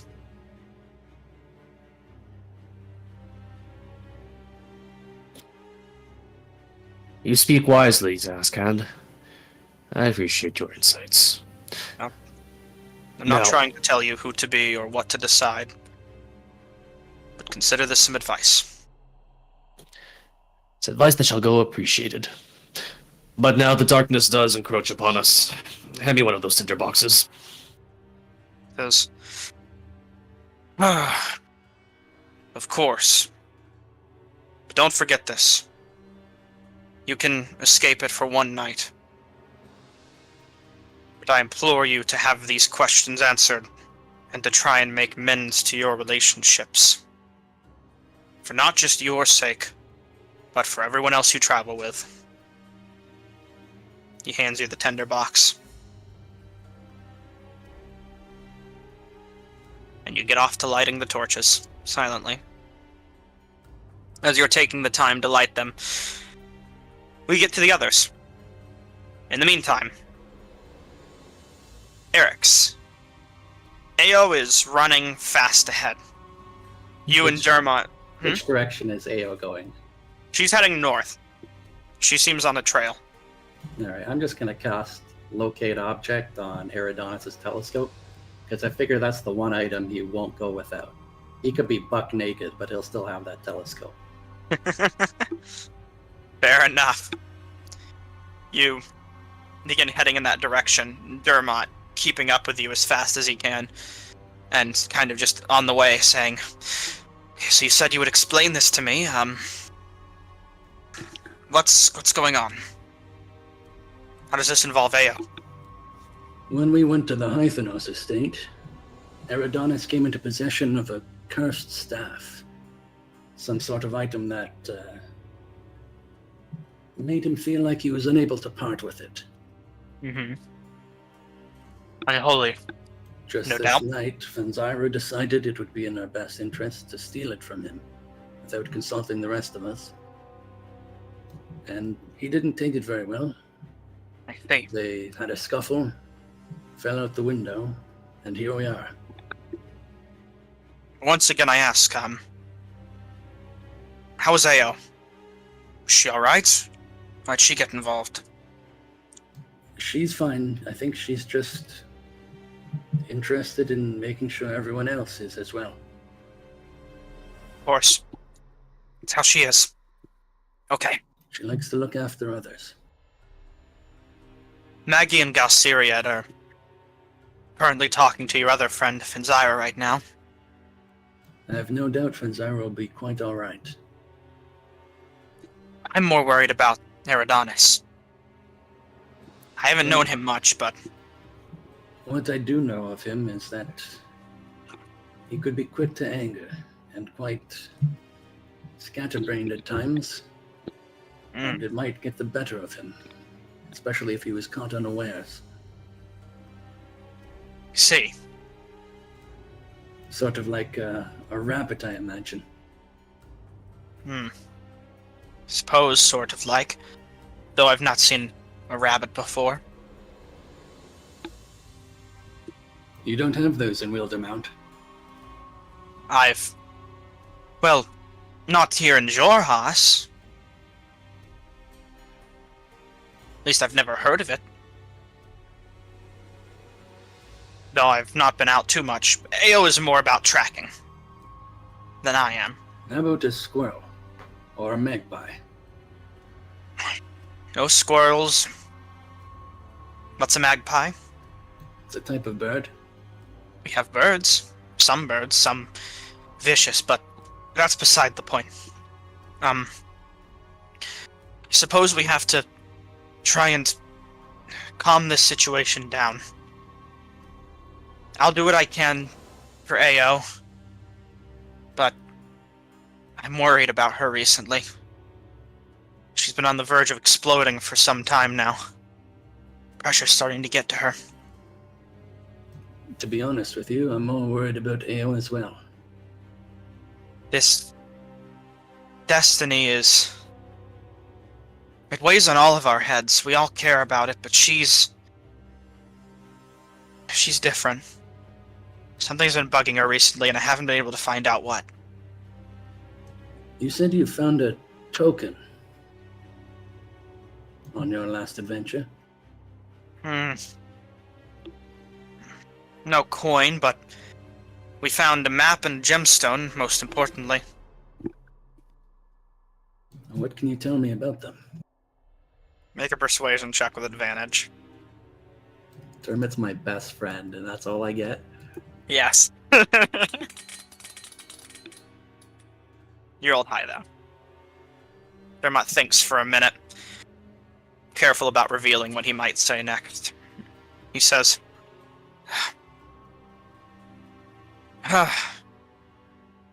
okay, fine. Galsiriad's brother sent us on a job. Nothing crazy, just some way to make amends. I really think it was just to punish Galsiriad for leaving his house. Just some dick brother move. I heard about that. Yes, well, while we were out, we found a map and a gemstone. We were able to discover from the gemstone, with Galsiriad's help and some notes we found around, that the gemstone would allow us to enter Betrayer's Rise and take a predetermined path. Like, something that can be mapped out properly, you know? Not the randomness that people know of. It was some traveler who tried to go down it in the past.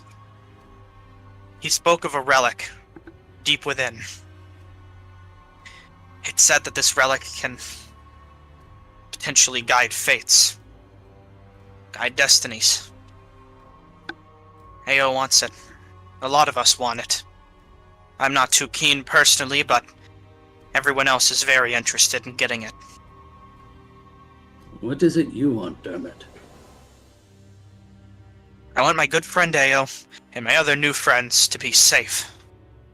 Me and AO have known each other sort of since we were kids. And we've always had each other's backs. But recently this adventure has... She needs it, but it's starting to weigh on her and everyone. They all want something out of this, but I'm just trying to make sure everyone stays alive. You're a good person for that. And I Try. suppose because you've revealed a secret to me, it's only right I reveal one to you.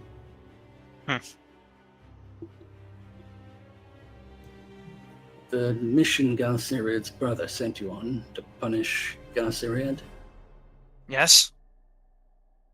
there's more to it. Like? His brother was searching for somebody who could perform a certain type of magic. We think that person is our very own Fenzira.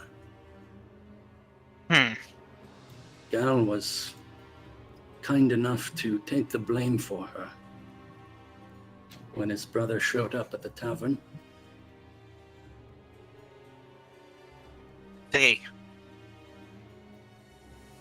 I see. That explains a lot. He hasn't told us any of us about this. And I doubt he will. I can see why. It's a debt that all of us carry. We could never repay Galsiriad. But we'll do everything we can to try. I understand. Thank you for telling me this, but I gotta tell ya. Even beyond this, things are getting weird. Don't know what's gonna happen when we arrive at where we're supposed to be, but I just want you to know that I really appreciate everything you've done, no matter what happens. And where our paths take us. You've really tried. That's more than a lot of people here. Not enough yet. Not until everyone is safe. I gotta ask, though. How are you feeling about all this? Are you doing alright? No. But my feelings are secondary. Nice. Your feelings should always be in front. But I understand if you... I get it. I can bottle them up for a day or two. I get it. Long enough to survive and find out what this great mystery is. You're right. after we go our separate ways, then who cares what happens to me?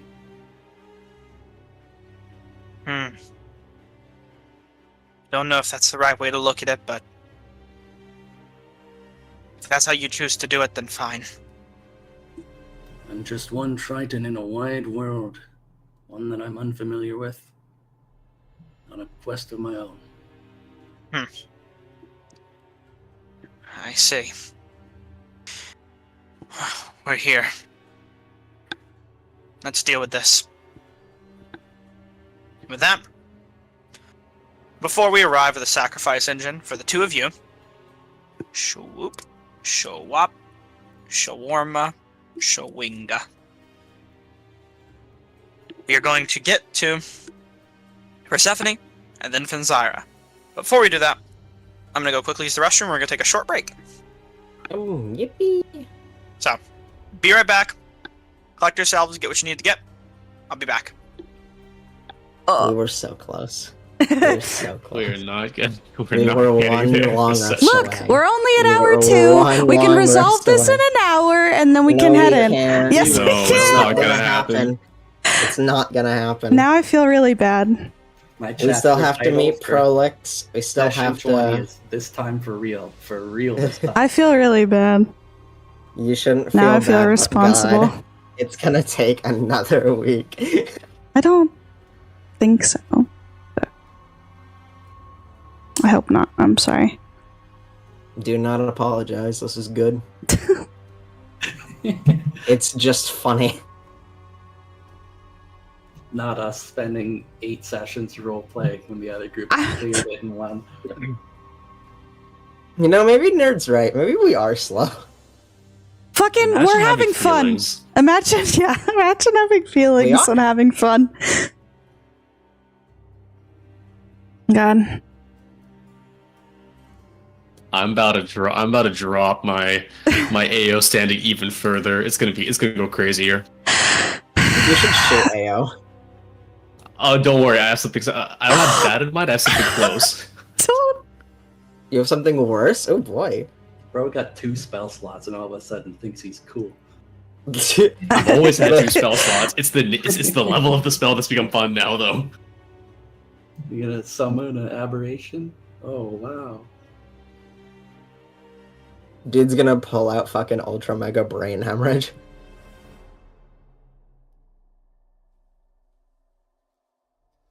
I'm gonna try to talk Eridanus down, and then tell him that there's an even higher cliff you can set. Talk him down. That's got some connotation at the sacrifice engine.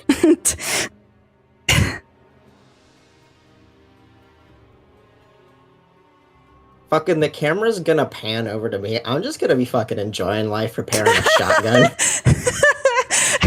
Oh my god, the one time Persephone's happy, everyone else is pissed.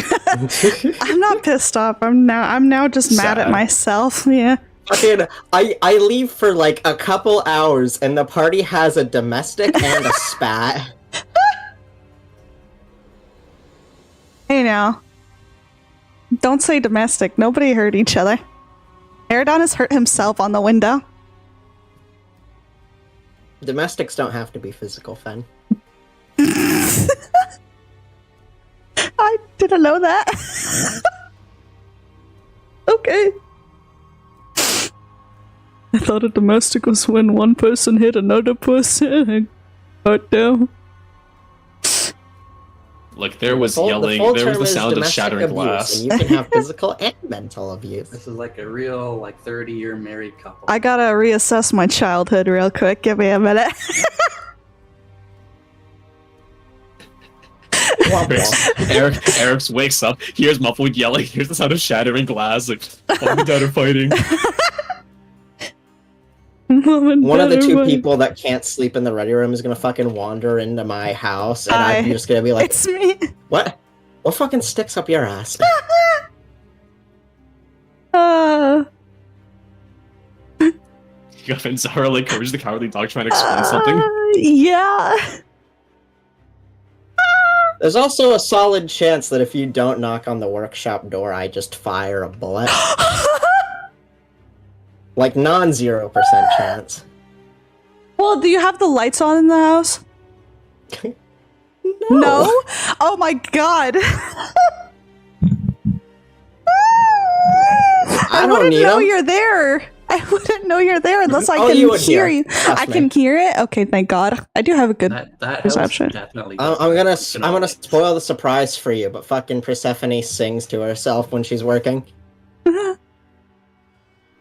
I wouldn't try to sneak past you. If I knew you were there, I'd let you know that I was there. Because that's what I meant when I was like, oh god, they're gonna be so mad. What makes you think they're gonna be mad? Look. Fenn's not feeling too great right now, so it's... They're assuming the worst at the moment. Ah.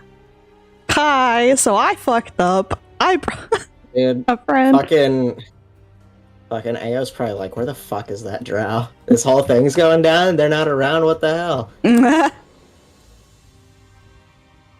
I drop relationship texts, I'm gonna be pissed.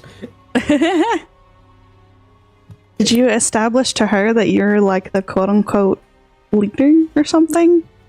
Is that why your thing would go down? Why would your thing get impacted at all? This is a group effort. A group effort? This is a group domestic, it's a group effort. You're not even there. You're not a part of the group domestic. Exactly, that's the problem. That's not the it's. I don't feel like it would be fair to judge you on something that you weren't even like present for. Not all judgments are fair, fam. What the fuck? I mean, I judge people all the time. I mean, look at Prolix. Oh god, that's still mean. It's still bad. Only God can judge me. Only God can judge. Which one? Yes. Oh god. Okay, so all the gods can judge you?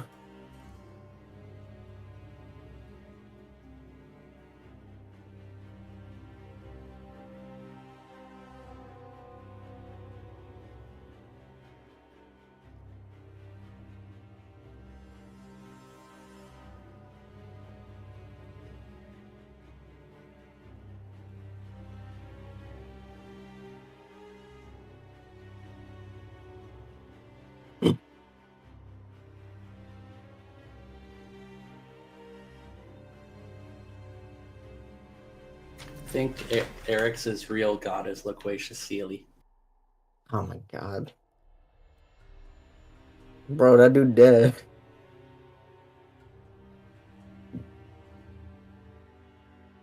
Me. Oh He's just boy. a dude. Just a guy, man. Was he just a guy? Yes. Are you certain? Yes. Are you really sure? Quite handedly. Because some of us like to dive the deep depths around sunken cities that have giant banners with people's faces plastered all over them. Blood's about to learn what a celebrity is.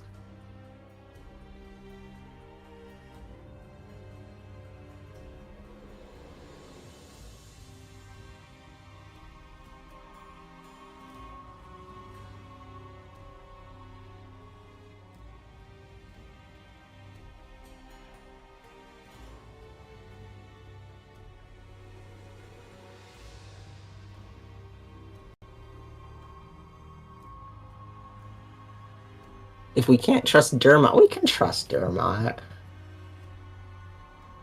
What has Dermot ever done wrong? That was in response to the conversation. Oh, true, yeah. Nuh-uh.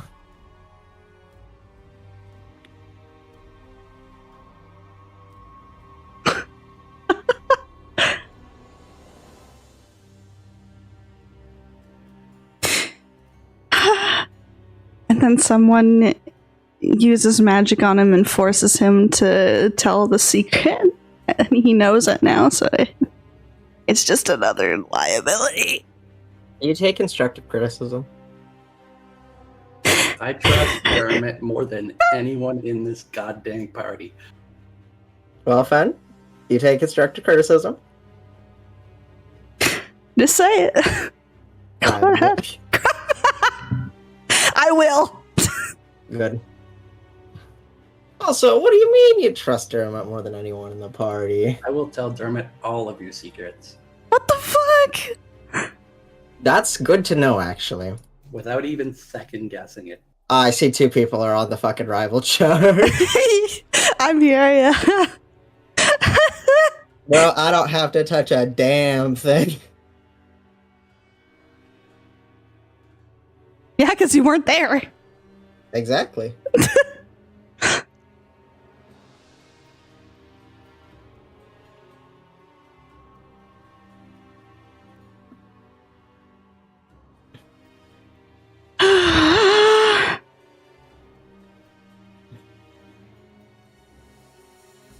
Okay, surely Fen went down at least a tick. Bitch, I wasn't even there. You weren't even there. You wouldn't know. I'm not talking about for me. Okay. Are you talking about for Eridonis? No, you dropped a lot of tears for Eridonis. Yeah, I know that. What are you talking about then? Process of elimination, Fen. Him? It's fine. Yeah. That's where it is. Yeah, just a tick probably. Or it went to negative tick. But Surely you should go down one. fuck off. I'm already on a negative decline. As Even much though as I hate to do this, I do have to move the allegiance of all side up a tick. it's back at neutrality. Yeah. You know what? Hold on. Pro looks actually pretty cool. There.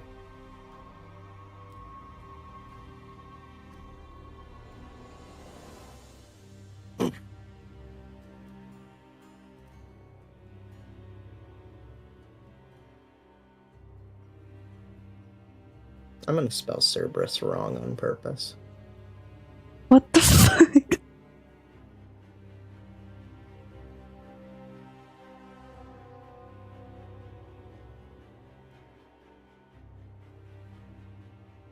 Cerberus. It's Cerberus.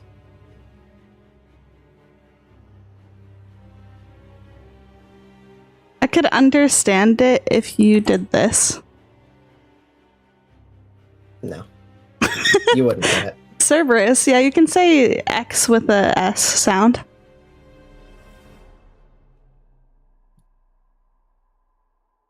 That just looks like Kerberos.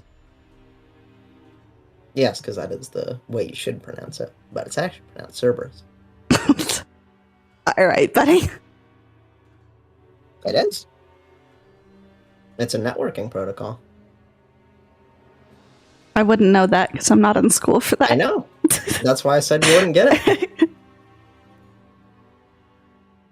Well, I'm very honest about things. they named it wrong. They should have used an X. They should have just called it Cerberus. Correct. But if they were going for it to sound like a C or S sound, they should have used an X instead if they were trying to be edgy, not a K.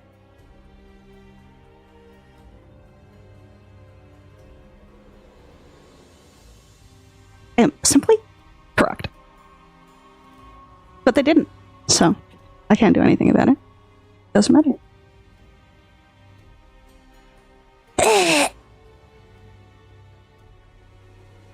Ow.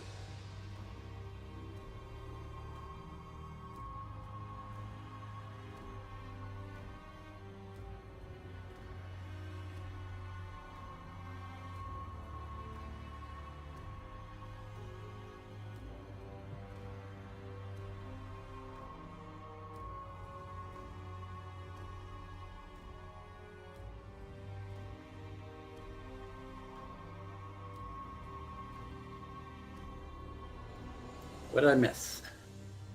Nothing much. We're just Not chilling. a damn thing. There it is, still gone.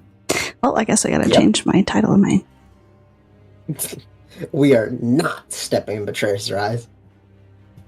I'm sorry. Do not apologize.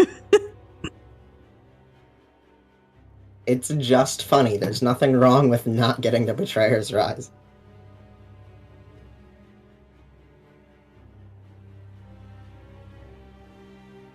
We didn't need to progress the plot anyway. For real. Plot progression is for the losers. Sure is. I know. Howdy. Alright. Oh boy, howdy. Boy, howdy. One extra I'm second. being... Keaton was summoned. What? Keaton say got called. I need a second anyways. Trying to slam down a chicken wrap before I get into DMing. I'm heading in that direction anyway, just keep that in mind. Hmm? This direction I'm heading. Of course, we'll get to that. Okay. Just letting you know. Mm-hmm. Just quickly finishing up my meal. Nom, nom, nom, nom. Mm-hmm. Oh yeah, pretty much. What route does Svensira take? What route do I take? Hold up. That's a good question. Yeah, this is important. I mean, I guess the most direct path. Why would I not? Do you see yourself passing by the sacrifice engine, I guess, is the big question.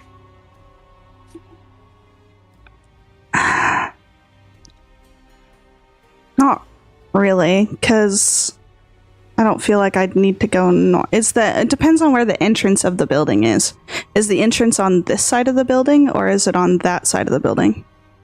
It's the second one, facing towards the street. Okay, so then I don't feel like it would really make any sense for my character to walk by the one that he went up to. Mm-hmm. I feel like, Very well then, so you'll take this path.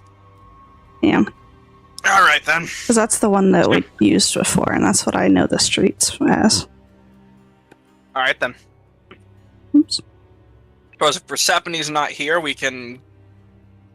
That makes things tricky, doesn't it? It do. Guess we can wait a tiny bit longer. Just a wee bit.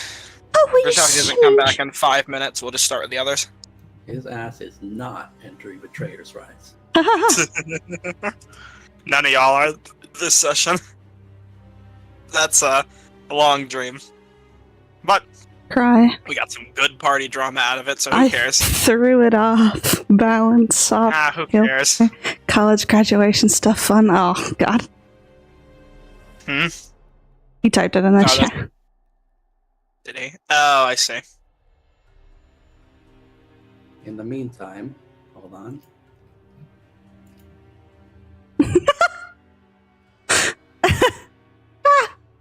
Yes, I play paladins.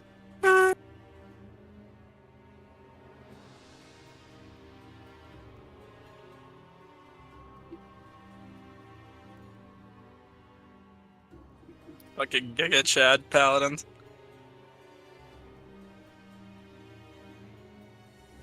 Keaton is typing.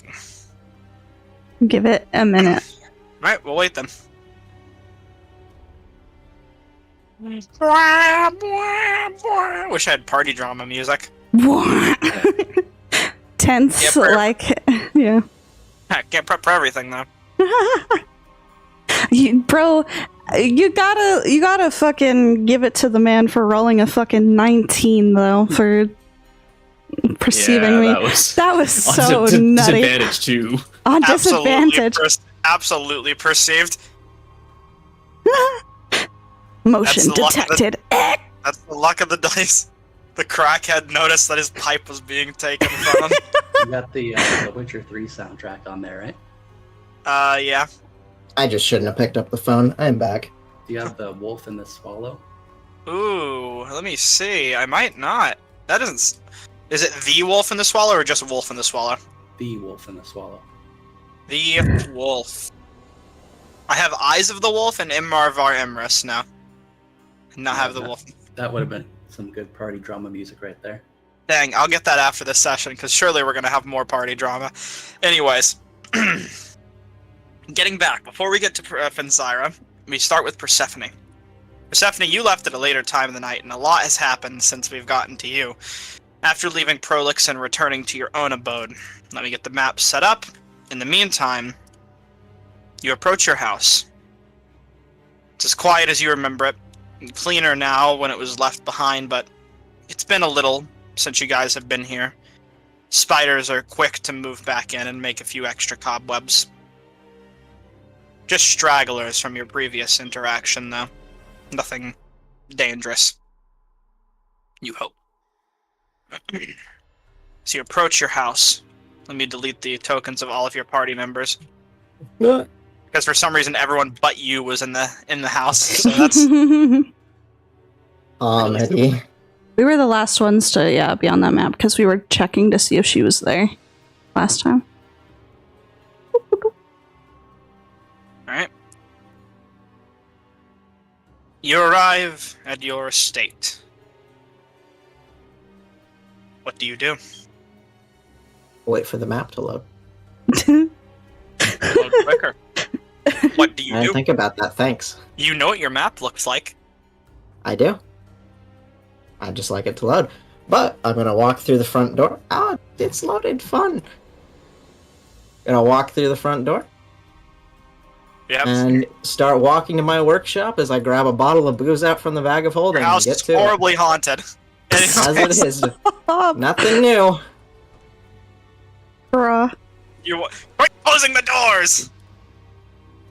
You're out here! Get out! You're spectators! Get in! Sit still! Lay in the bed! Light a nice candle, take a swig, and get to Of work. course. You light a candle. And sit at your desk. Take a nice drink. Just do that and a little bit out. Swoop, swoop, swoop, and swoop. With lights lit at your workbench, you sit down. How do you begin? I just unstrap the very broken shotgun and just lay it down on the table, look it over, see what the hell went wrong. You place it on your desk, this foreign piece of technology to you. You understand firearms, or at least the one you've had, but this is a new one, something you've never seen before. Before this moment, you didn't even imagine that they could look like this. You examine it over and you try and figure it out. You try to... The barrel itself is almost a slide to release. You attempt to crack it or slide it or do whatever you can, but it seems completely jammed in place. You see the shells from before, one of them almost halfway lodged through or not even primed. You unset the primer, but aren't sure where to begin. Till you feel a flash of inspiration, and a creeping force overtake you. You hear, "A fine piece, is it not? But It might be when it crude." doesn't explode after. Yeah, cred. That's the word. It's not refined, or not perfection. But we can fix that. We can make it operable, but not imperfect. It would take so much more to modify this to that level. This malfunction is a simple fix. Slam the barrel to the ground. Barely needs to be treated well anyways. That's not got turned down, smashing shit. I'll pick it up and fucking burn. Slamming the barrel to the floor. You definitely don't feel like this is good for the health of the gun, but it is decently crude. As you do, whatever got caught releases. You hear almost a metal grind as it does, however, as it snaps back into place and pulls. Do you have any lubricants? Oil? Of any kind? Okay. Alcohol do? I see our environment is as crude as the weapon. But yes, it'll do. Works for me.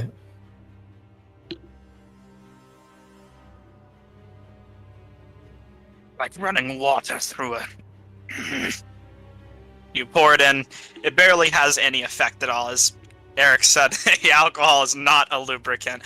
But the liquid itself helps slightly release it a little.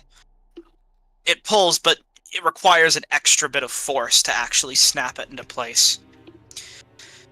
This is humiliating.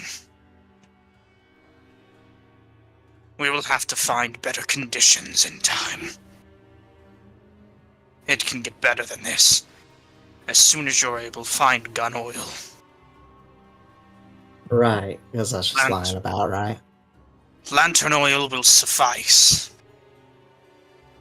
We do not... I think we actually have a lantern around here. Fetch it then, please. There We is have a work to lantern on do. this map somewhere. You I go remember around there and you being grab the one. lantern. Yeah. We'll just say you get the lantern. You bring it back and you procure the oil, and he says, besides being drenched in alcohol, the oil should help loosen it a bit, but it will require further attention later. Fine. I'm going to help you understand this piece, so that you may use it to its best capability. We can improve it later if that's something you wish, or stick to the classics if you prefer. As long as this thing can churn through demons and betrayers' rise like they're fucking made out of candy, that's fine by me. That and more. These weapons were made in my image. They can work. They can kill. What's the whole deal with that anyway? Do you actually make guns? Yes, in a sense I am them. And they are me. A fragment of my essence put into each and every one. But they are tools. Their intentions can only be discovered by those that wield them.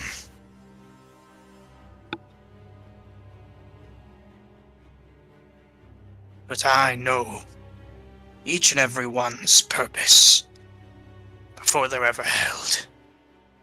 Which is how I knew that you would come along, and that we would be good friends. Or at the very least, acquaintances in arms.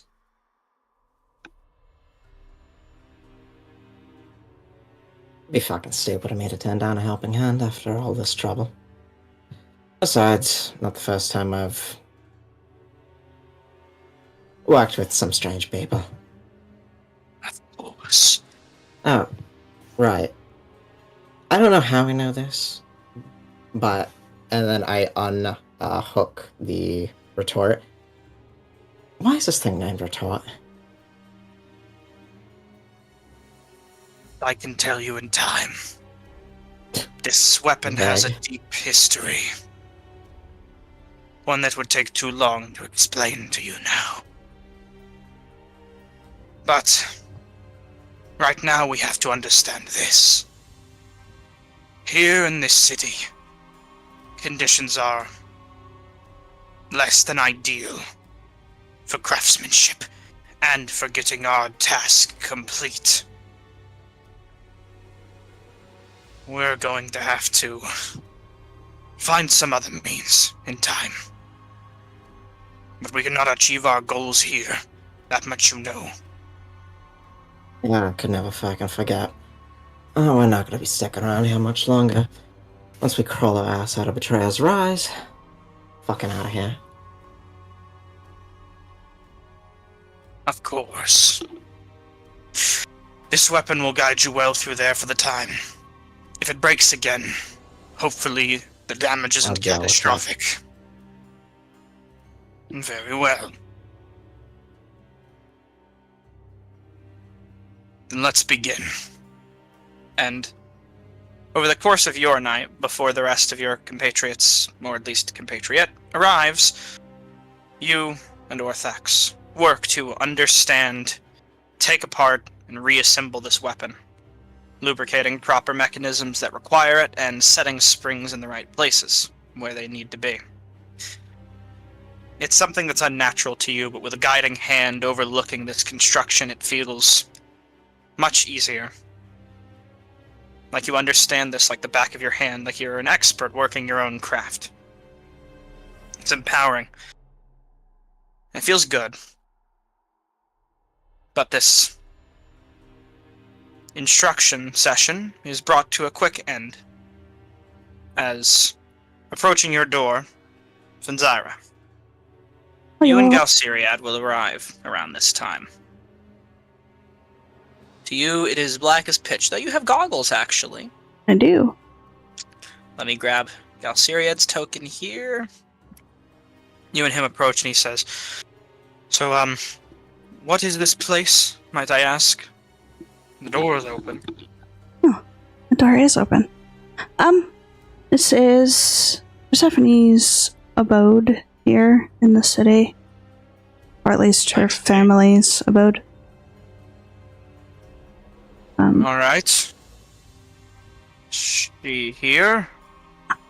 I have no idea. Passive perception. I hope there's somewhere private where you can get this done for the night. There's the living room. Fair enough, I suppose. You lead the way. Alright. He's careful to enter in, looking around cautiously. A mess in here. Yeah, people keep on, breaking in and messing things up.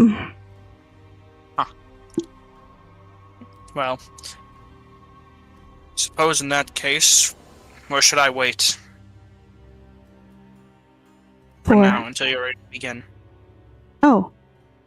Behind him. Stephanie, you hear talking and footsteps at this time. That's why I was asking if I heard. I am too absorbed with my work and humming songs to myself. Mm-hmm. Alright. Then in the meantime, Fanzira, you would hear a light humming coming from a nearby room. This place is haunted. Hardly. I mean, God, I hope not.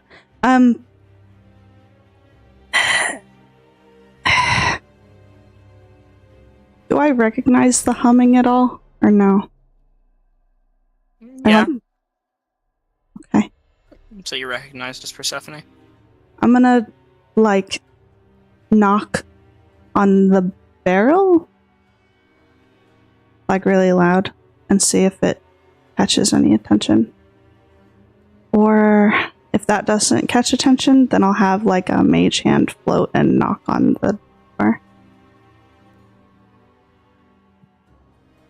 I definitely don't stop working at the barrel. And I want to... Hey, no, just out of curiosity, by the time they get here, how close to complete is the shotgun? Almost completely done at this point. Okay. I'm just gonna roll something, don't mind me.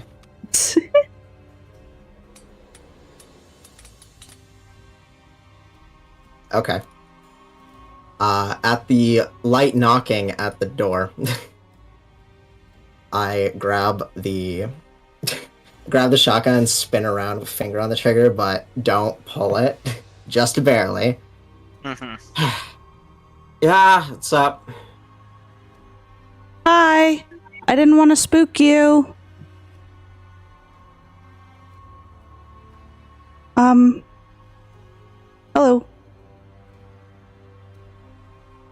Did you seriously knock on my door from... You know what? That's probably a good thing I nearly pulled the trigger.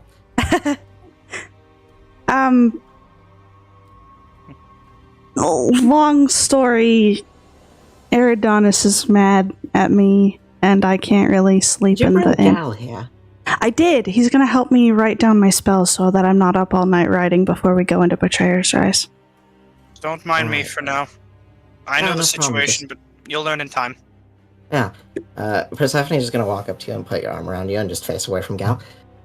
Finn, if you're gonna invite people over, could you just do it at the ready room? I mean, I don't mind, but I'm not. I mean, That's not what seriously, this is. That's not what it's about. I promise you, it's just about the spells. I'm not. Hey, I'll take your word for it. I'm not judging. Being serious. I'm not interested in Galsariad like that. I'm serious. Alright. You two need privacy. Nope. Just finished. I'm gonna get back to work, so... Actually, you said something about urgency, right? What's up? I can't.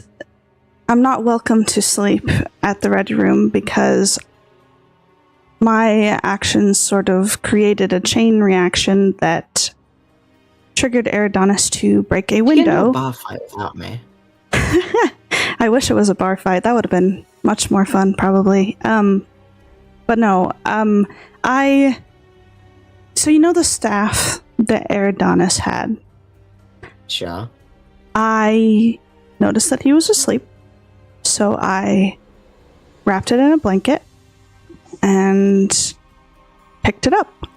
And he woke up, and I thought that, it was still having influence over his actions.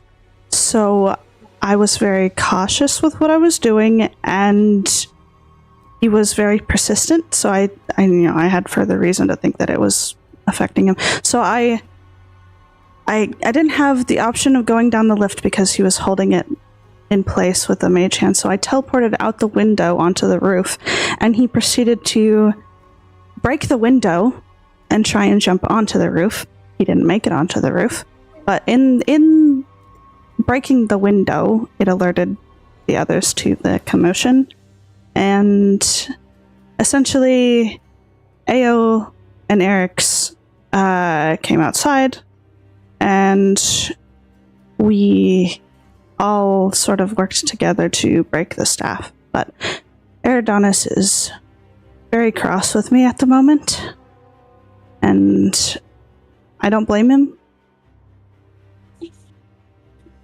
Things are a mess right now on all sides. Oh, is that it? Broke Yeah. a window and a staff? Yes, but it's more about that I ruined his trust because I took it from him and I didn't communicate properly. Yeah, no shit, you didn't communicate. Thing was fucking cast. Who gives a piss? He does. He'll get over it. And if he doesn't? Well, he better get over it by tomorrow.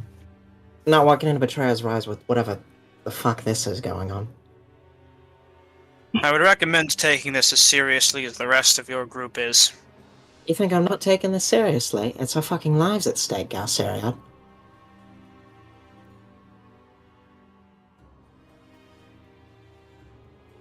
Like, this is not the time.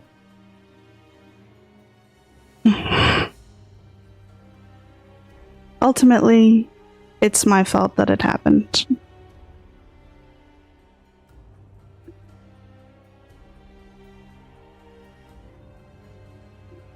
But there's no real point in dwelling on it. We'll deal with it in the morning. He went off somewhere else, and I believe Eric's is going to go talk to him. So for now, I'm gonna sit down and write down the spells that I need to prepare for going into Betrayer's Rise, and try and get some sleep. I don't know how much I'll get. Get a good amount, at least. Seriously. Going to that place tired is one of the worst things you can do. We'll see what happens. I just want to be prepared.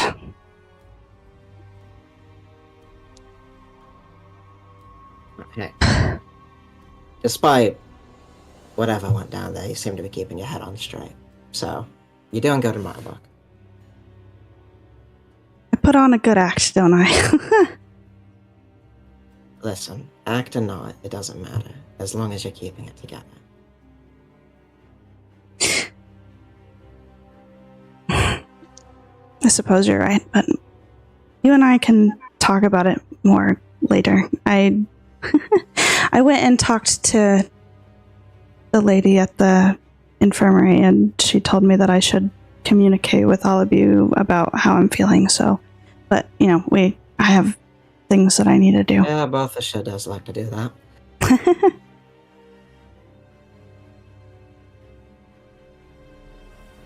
Bless her heart, she tries. Yeah. But I don't want to... Galceria doesn't have the unfortunality that I do of not being able to sleep at the ready room, so I will not keep him super duper long working on the magic. Kind of walks up and says, I'm just here to make sure that you can get a night's sleep tonight. And I appreciate it.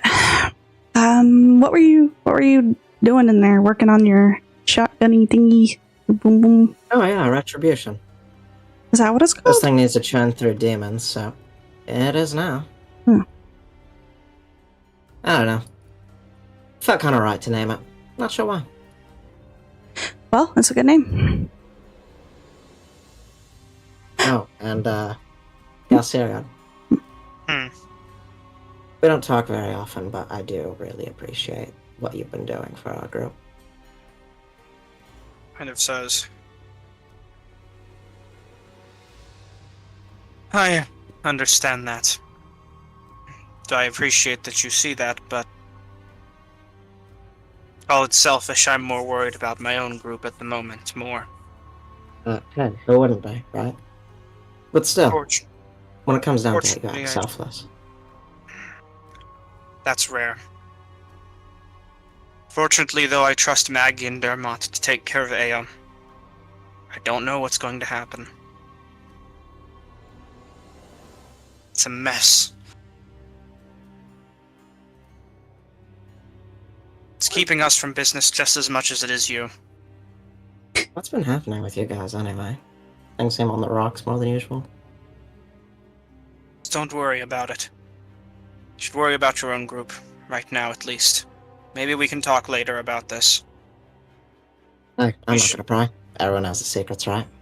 We need to get to work on this as soon as possible so that Zyra can get some sleep and I can go back to get some rest as well. Well, you two need anything, I'll be in there. So, Of course. I can also drag, like, one of the mattresses out if you want a larger place to sleep, Fanzara. Like, the only bed left is gonna be my single, and I don't know if that's good for you. We'll figure that out later, but I'll be good for now. Alright.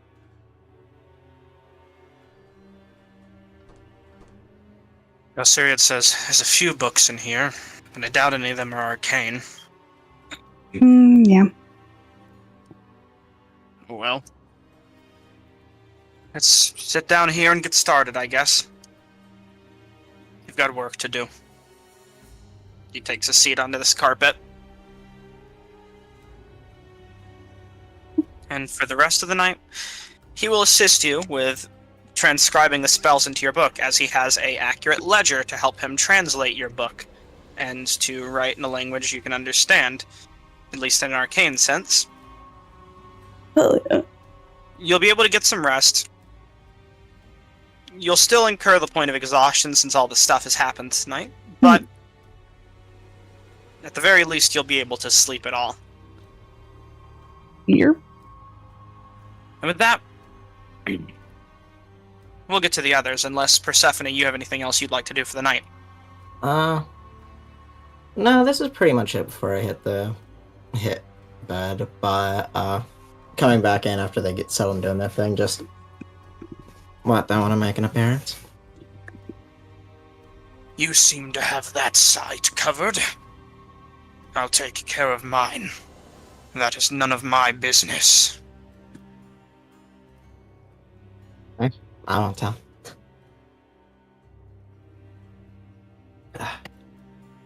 And I get back to work. Mm-hmm. And with that, on to the others. Let me get rid of this spectator. And back to the sacrifice engine. Let me get some tokens dragged out now. As around this time, Eridonis, you would have finished lighting all of the lights alongside Varen, and oh God, I see tokens moving around. He'll be sitting by near you while you do your business, just getting ready to stand up and leave at this moment as new figures arrive. Let me get all the tokens, every single one of them out. As the first person to come up, you see Ao in the distance, storming up. She looks absolutely furious at the moment. No staff anywhere to be seen, spear and weapons still on her back, and you would just see her walking up to you. I would also call out for her to stop as she draws nearer. She'll stop in her tracks and look up to you and say, "What do you think you're all doing?"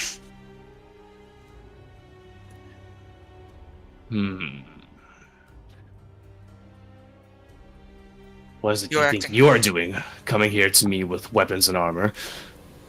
I carry these everywhere. You're acting like some sort of dysfunctional family when you have some sort of destiny or fate that's bigger than any of you. And we trusted you with it. Eridonis is going to give a very nasty smile to Ao.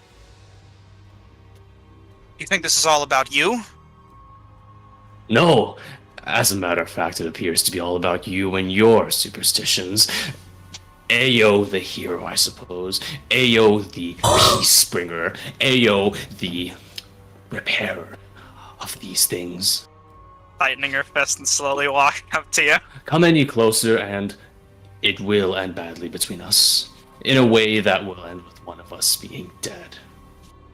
Varen says there's not going to be any killing done here. If you fight, keep it bloodless.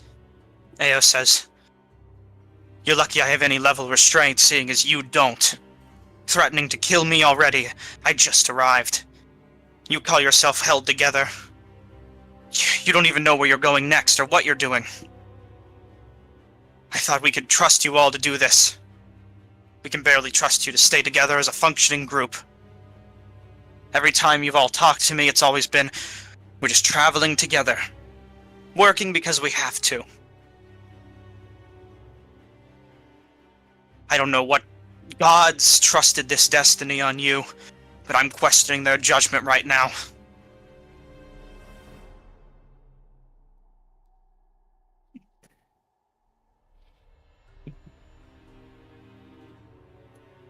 Well, you've interrupted me at my study now. Is that all that you've come here to say? And Ao? that's it. You're just dismissing it. Moving on? You aren't even willing to face any of this.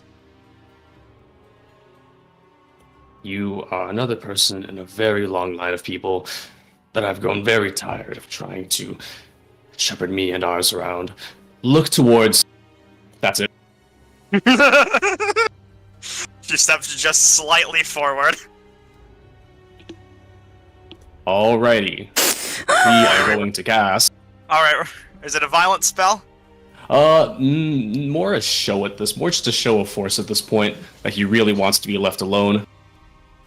Alright, what are you doing? Let me pull You're out the decided for name, rolling hold on. initiative. Give me just a sec. I gotta find the name. I had it right here.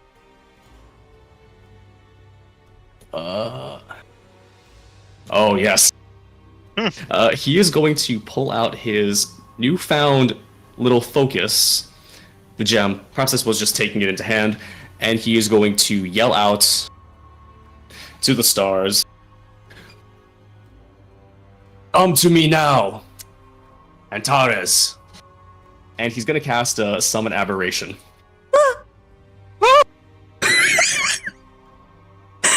He's going to make a show of it. He's going to make a whole big show of, like, opening up, tracing constellation through the air, and then slowly having this thing materialize just nearby his sun.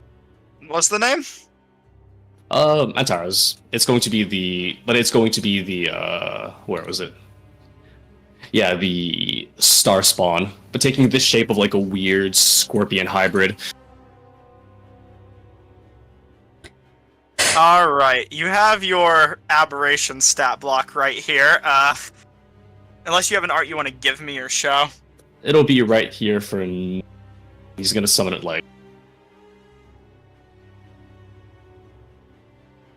just to his side here. All right. You summon it to your side. Immediately, Varen stands up from where he was sitting and pulls out his glaive and just rests it to the side, pointing at this creature, completely focused on it. And Neo just says, "Really? You're just going to... Is this how it's going to be?" Really, I grow so very tired of people not listening to me, and of people thinking that they know better than me, especially my own mind. Taskmaster, I am very sorry for this. Varen But says, "I will this not have creature is demons under my summoned in my control. town. I don't care whose control it's under, you will desummon it now." That's an order. Ayo? She's clenching her fist hard, and it's just at this moment that Derma and Eric's would arrive, entering into the scene. As you see all this going down, and you would just hear Aerodonist say Ao to her. She is taking a deep breath, thinking through her head. Contemplation runs through her mind, looking at the demon and back at you. She's gonna say, "Where's the jewel?" Ah, so there it is. Yes. Clearly aren't fit to have it yourself. If someone's gonna take this destiny, it's going to be someone who can control themselves. Indeed. Well, go forth then, Ao, and be a hero. I believe Persephone at last had the jewel in their possession. Apologies, Taskmaster. Aerodon's is going to unsummon the spirit for now. Make a... I gotta think about what roll I want to do for this. Just roll me a straight charisma check. Straight charisma. Mm-hmm.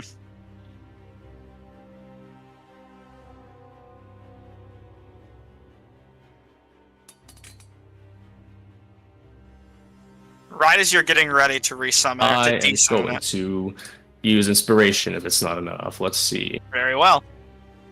Honestly, Aerodon's at this point just really doesn't give a fuck anymore about Damn. living or dying, and he's very pissed off. So if it comes down to fighting, he's gonna die here. He will die here. Oh no! In that case, she says, "You'd so willingly throw your own under the bus for nothing. Maybe it's not them, maybe it's just you. I'll Maybe look you over should my do shoulder something to see about if this." Dermot is nearby. Dermot's going to walk up as this is happening, not jumping in the sacrifice engine, Dermot, no! and walk up behind Ao and just rest his hand on her shoulder and say, "Ao, we don't have to do this. Calm down. We should go." Ao looks back to him. She thinks, looking back, This is my mess to handle. looks to you, Eric's.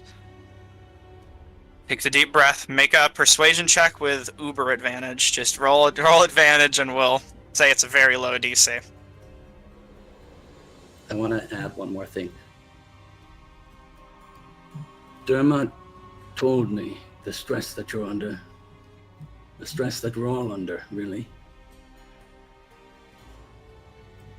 We can't let moments like this happen ever again. Let alone when we're at Betrayer's Rise, the most dangerous place on this continent, from what I've been told. She This isn't something you have to worry about, Ao. It's my party, and I bear part of the responsibility for this getting out of hand. Alright. I want you to still make that check with advantage. The DC is like a 5. Alright. As you say that, she looks at you. She doesn't even focus on Aerodonus anymore. For putting her head to the ground, ripping away, and storming off. Dermot says, "Wait, Ao! I'm sorry, I have to go. following after her. Leaving you to your own devices for now. And I'll go over to Eridonis. Tatscan still looking at the thing you've summoned and says, "Conversation is good. Desummon that thing now." Don't tell him what to do. I can't have more demons in my city. I trust to understand. Eridonis, and this is no demon. If it were, my divine sense would pick it up. Does it detect aberrations? Just fiends and undead, I think. Oh, really?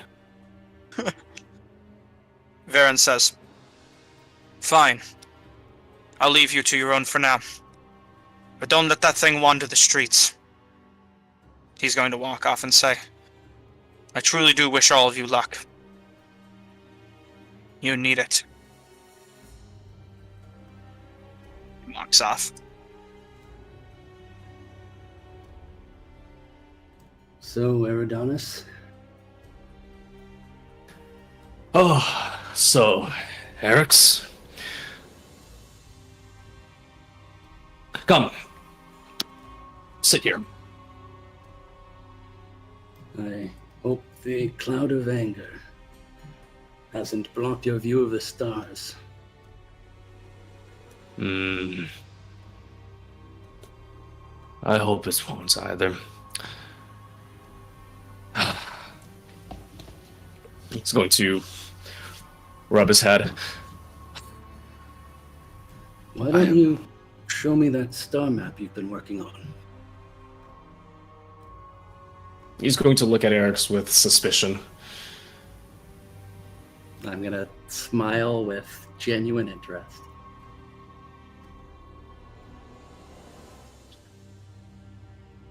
He's going to slide the star map over as was unfurl it between the two of them and point out a constellation in the vague shape of a scorpion. This one is marked Dentara's, for so the memory of my studies has told me. It's from this constellation I've called my, well, new friend here. And I suppose one who holds more faith than some of the others, at least the ones who dwell in this plane. The constellations are different here than in Shattered Dominus. I would like to perhaps view them from your land someday. I'll point out a few spots towards the edges of the map that are presumably incomplete still. There are 3 stars here in a line, and they form a sort of scepter. We used to call that constellation the Kings. I didn't map this part out before. And You'd see Eridonis will pull out a quill and begin filling in the points as you speak. there are 4 stars here, and this one is the brightest. We used it as a sort of guidance star at sea.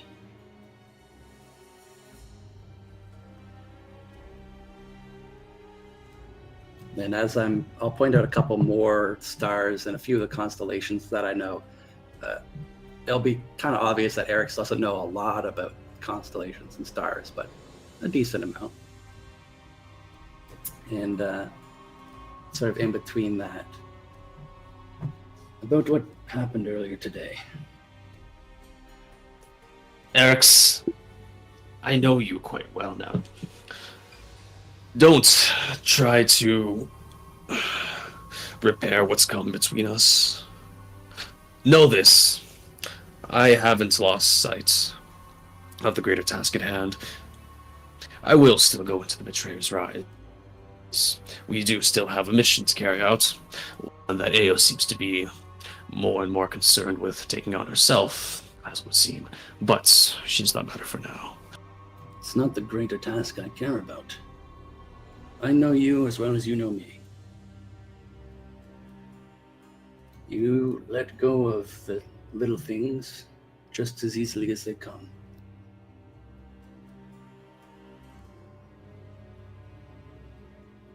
What I wanted to say was, don't hold it against Fenzyra for how she approached that situation. She doesn't know any better. Or any of us, really. These cursed items, mysterious temples, demons, it weighs on all of us.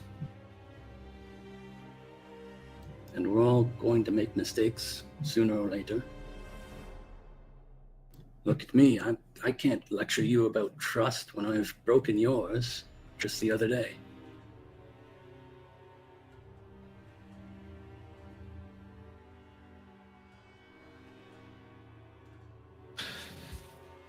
It was different. You are, after all, our captain, or so I had thought. I had hoped that perhaps Fenzire might have been more understanding. But I will tell you this, Eric, I've grown very, very tired. I've grown tired of people telling me things. People seeming to, or thinking that they know what's best. It's almost this kind of strange sensation I felt before. I hear things from the voices up above, and I hear people on this plane constantly attempting to guide me, attempting to push me, or taking action like this, thinking I'll simply go along with it. No, no more. What's done is done, Eric's. I'd rather you not think of me as your captain, but as a friend. I'm not going to order you around, command you, tell you what to do. I have no real battlefield experience.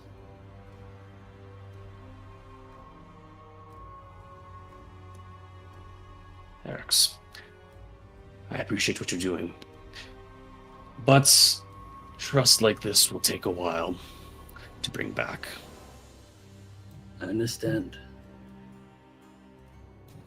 I'm not saying to go out and repair this rift overnight. I'm just suggesting that you might be open to the process.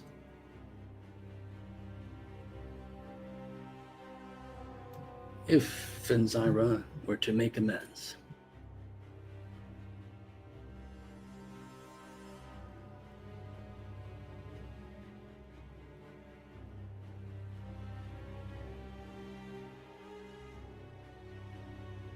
We shall see. Why are you at the sacrifice engine? Herodotus would lean back a little bit and then stretch his arms out over to all the stars above. I presume like we have a pretty good view of the night sky here. Oh yeah, it's nice. On this view, Eric's, you can't get this kind of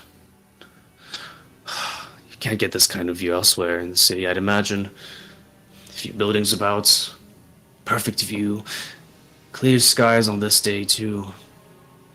It's beautiful, isn't it? There is one place you can get a better view.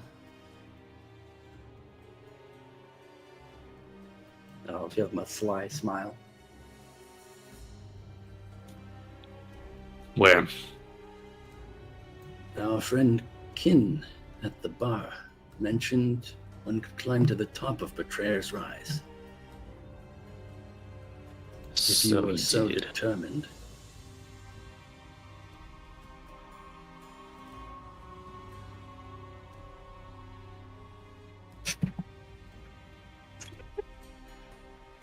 How about it, friend? Are you up for a little midnight excursion?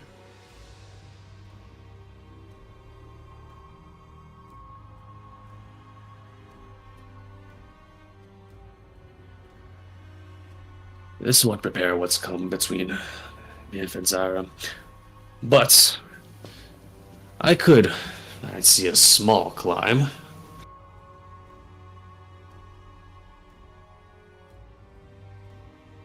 Let's go.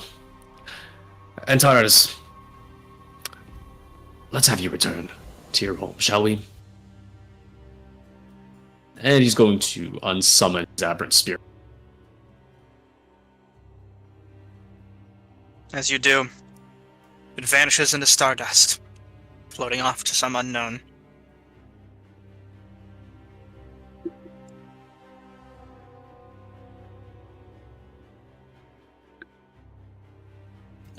get up off the steps. Lead the way. Oh boy. Now, for the moment, the others are done with their nightly activities and finding rest, but we'll stick with you two for now. As you head to the Betrayer's Rise. Oh god, well, you got to the Betrayer's Rise this session, one You're of funny. you. Alright, I've got to set up a map real quick Oh Like- no. that I didn't think would be arriving at this point in the time. Oh boy, it shouldn't take long. I've got most of the things set up pretty well. Yeah, we made it Betrayer's Rise after all. Yep. You sure did. Alright. These guys. You, and you. Boom. Skadoosh. Right. And... just gonna... you over here.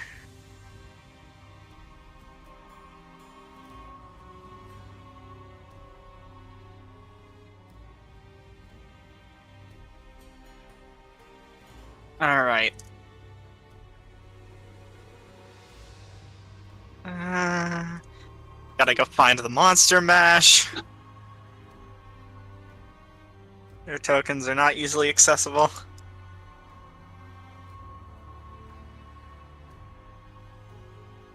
I thought they were waiting till the morning.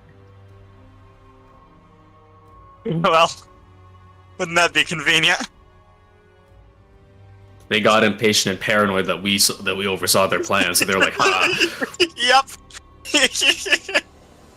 You hit the nail on the head. At the sour. Things were slightly expedited. Trey's Rise, you've seen. Dear God. Oh god, at least I can now save the monster mash from becoming the monster splash. Oh, I mean, with that land on the shield strategy, they're gonna become a different kind of monster mash on the ground. At the rate they're going. Okay. I've got a... oh god, this token is acting really weird right now. There. Could we do this off? Okay. Off. No. We Put that on got... off, or- Alright, oh, no. alright. Oh no. Don't worry. The Well, map I'm gonna- just finished. I'm gonna get your tokens placed. And then let me quickly close all the darkness off, just to make sure that nothing gets seen that shouldn't be seen. Alrighty. Light, clear fog of war. We're ready.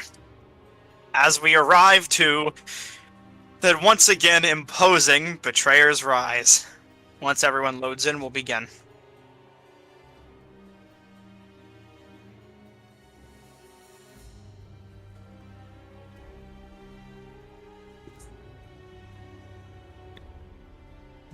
I'm in. Alright. Looks like Aerodonus just loaded in. So, as we... Monster Mash, God. As you arrive, you'd spot a few things happening. It seems very little guards currently stand at attention, many still asleep, with only a few staying at campfires at the moment. And what looks to be a group of figures in the background, just out of view of the Aurora Watch, who don't seem to notice what's going on. You see a half-ogre, Grozag from before at the Ready Room, currently looking up the side of the tower, as you see two shadowy figures high up the side, currently making a climb with what looks like some sort of rope and grappling device.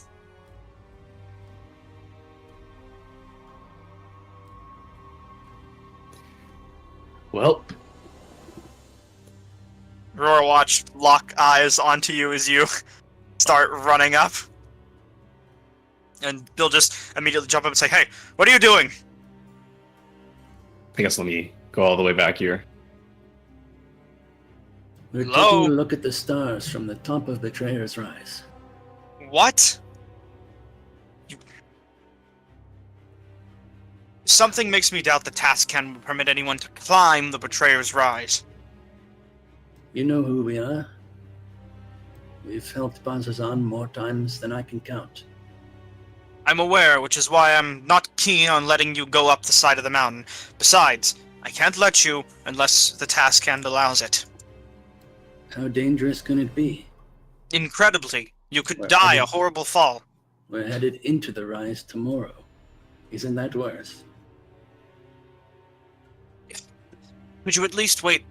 You said you're star watching? Indeed. We're scholars, after all. Erdogan will pull out his telescope, showing it to them. And Would it be- besides, if a terrible fate does await us either going into the Rise or climbing it, well, why should one be more objectionable than the other? Why don't you make a persuasion check with advantage? Go for I have it, crazy man. let's see. Advantage, please. Oh my god. They look to one another and say, "Fine. It's your funeral. Hopefully you told others that you were coming here so they can scrape your bodies up if you die. Just... Do you even have proper climbing equipment? Not as such. Perhaps that should be your first investion." Erdogan actually does. I have some equipment. I'm sure we can make do with the two of us. Eric's is very light, you see. Good luck! And they just turn around and start heading back to their camp. Mumbling to each other as they go. And just taking some time to stand and watch. You see them kind of waking up other guards around to watch the spectacle occur. As you Oh my walk goodness. up, you now see Grozag, currently not noticing you, just hiding to the corner and looking up the side of the Betrayer's Rise. Good night, Grozak. Huh? Huh? Go away! You should know. Like, you needn't worry about the guards for now. As a matter of fact, are they, like, watching us now? Yeah, they're like gathering outside of their tents now. Everyone's waking up and just watching to see what's gonna happen next. We've brought a bit of an audience, though you can be sure they won't be interfering with this business of yours. You try and steal our plan. You can feel free to help yourselves to whatever riches lie up at the very top. I simply aim to get a better view. Our riches lie in the stars tonight.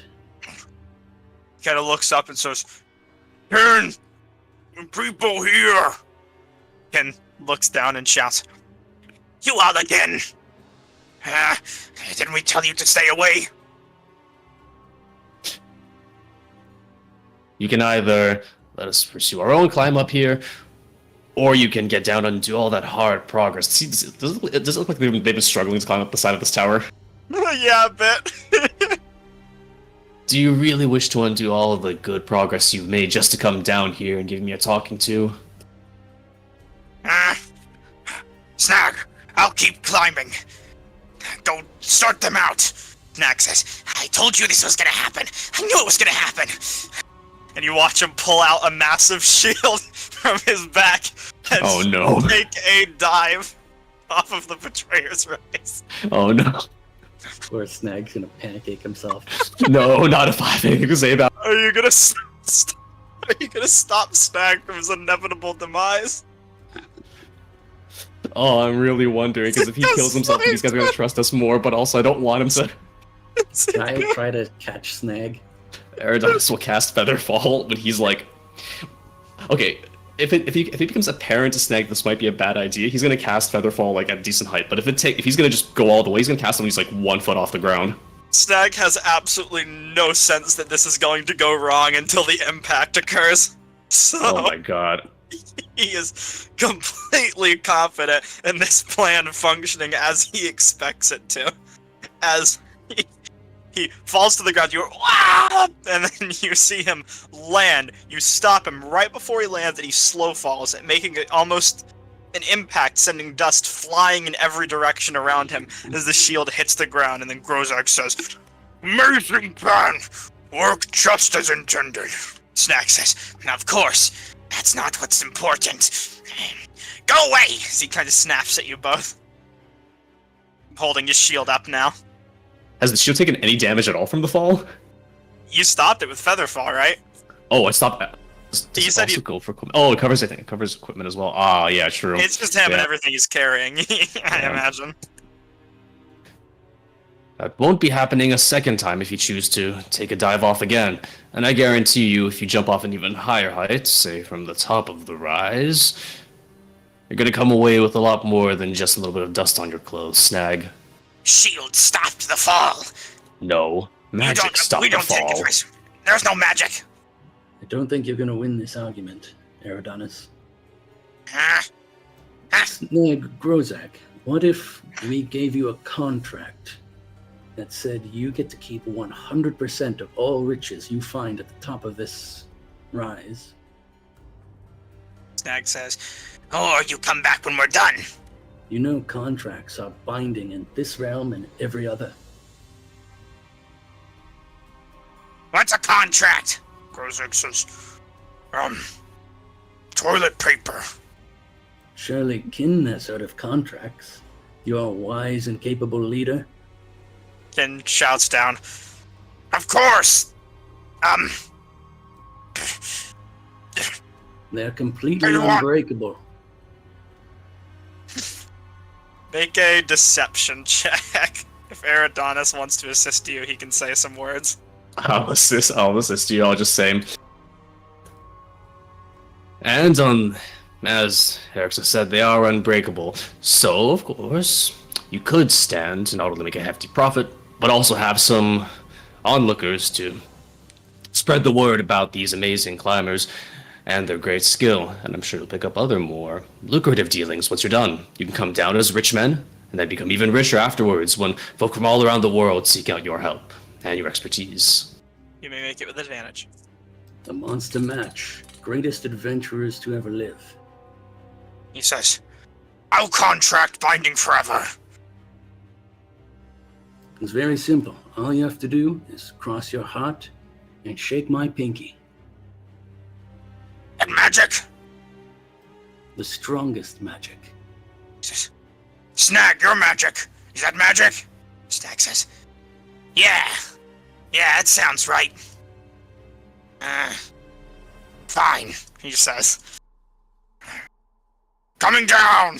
And Snag says, "Wait, you don't have the shield!" Ken is going to throw the rope down and just slide down it instead. Oh yeah, Snag says, as Ken arrives at the ground. This Null kind of standing up as he lands onto the floor rather heroically before immediately shaking his hands off into the wind from where the rope burn got him before looking over to you and saying, "Contract." Walks up to you. You see the bloodshot, almost insane eyes of this hyena-like person standing and staring right towards you. His compatriots at the side just watching in awe to see what's going to happen. He says, "Contract like this. We climb and take all the treasure and valuables and the money and the items and anything else that's valuable. And you get the stars. Certainly. And we'll keep Agreed away with from the terms. stars, and you'll keep away from our stuff." Binding forever. "Come here." He looks over to you, Eridanis. "Move, Grozag." Grozag steps aside.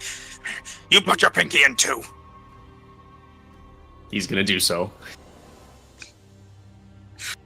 And you both pinky promise him as you do a three-way pinky promise, and then he smiles and shakes your pinky and then releases and says, "Snag, Grozag, neither of them agree, Now you can't steal from us and they can steal the stars!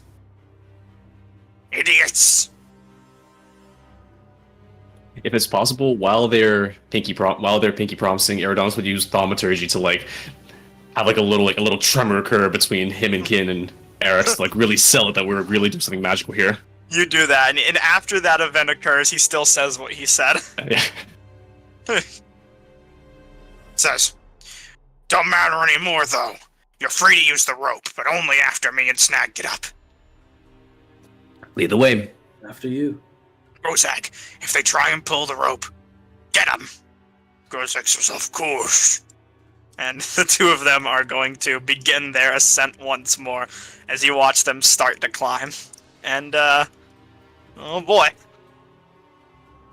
They just, I don't think many souls have attempted to climb the Betrayer's Rise in their time, so he needs to. No, those dummies are going to run into the Gloomstalker first, so... Oh, shit. Now, presumably at least one of these guards would have gone to tell the task hand, who might have then gone on to find our companions and tell them about this insanity happening, right? You've definitely seen others leave, but even if the task hand attempts to tell your companions, that's gonna take a bit. We'll get to that. Yeah. Just wanted to be sure. He doesn't know where they are exactly, so... We'll be fine. We could take a Gloomstalker now. No, we absolutely can't. Look, we have the Monster Mash with us. We have the Monster Mash. We have 4 extra levels.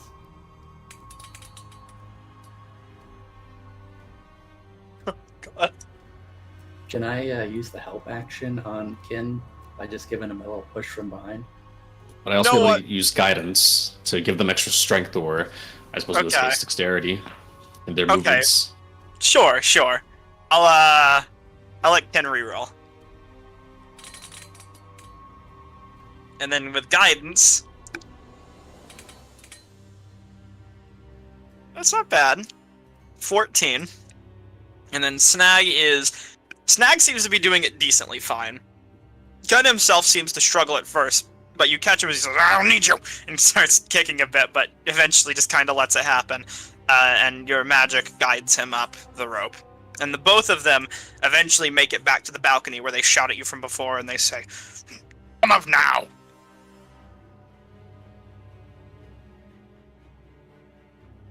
Grozak says, you go, show us how steel stars. Gladly. Alright, let's get to climbing. I'll let Eridanos go up first, and then I'll... Oh boy, what check is it? That would be, without any Acrobatics. magical assistance, an acrobatics check.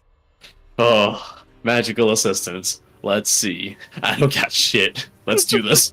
I'm sure most magic doesn't account for this. Casting guidance on myself before I do this. Oh no. Oh yes. Oh my god. You managed to climb the rope masterfully with no fear of falling in your heart whatsoever, which takes away a lot of the struggle of actually doing the climb. Oh nice. Being able to just not take fall damage is awesome. Having absolute confidence helps you out a lot. And you're able to make it to the top alongside them. Let me drop your token. Eric's, do you join? I will join. Do you cast aside your heavy armor before doing so? I don't know if it'll make that much of a difference, mechanically at least. Not mechanically, but I'd say it'd be a bit trickier to climb with that heavy armor on. You have to leave some of your heavy equipment. They seem to have left some of their stuff as well. Yeah, sure, I'll take off my armor and pile it up next to the wall here. And all the other equipment. You climb. Make the check. Ooh.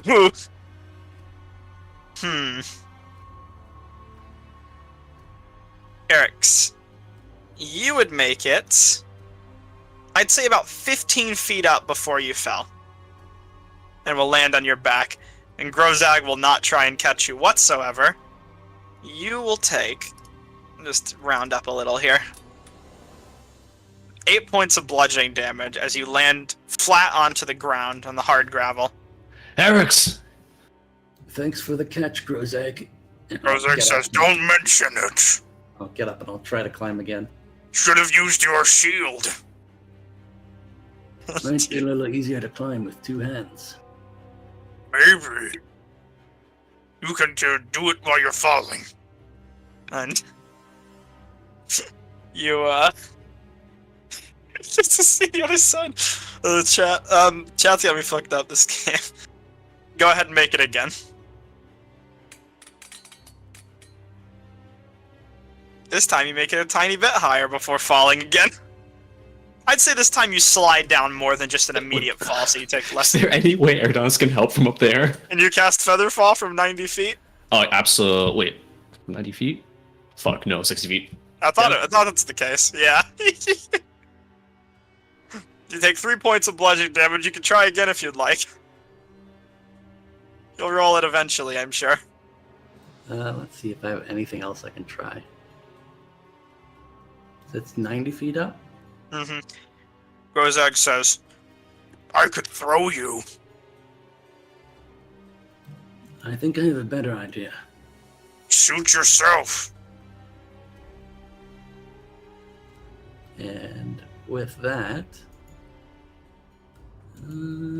let's see how this exactly is worded here.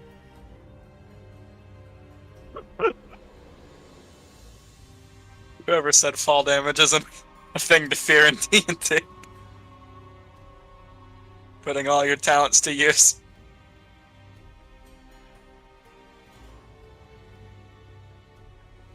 So this says, as an action, I can do a thing.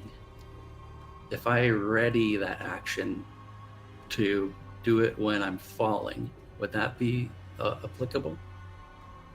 Say that again? Do you ready an action to do it while you're falling? Yeah, can I climb and then use a readied action while I'm falling? Like mid-fall, or is that... Depends on what you're trying to ready up. Trying to ready up a nature's wrath on myself. Try and catch yourself with vines as you fall. Yeah.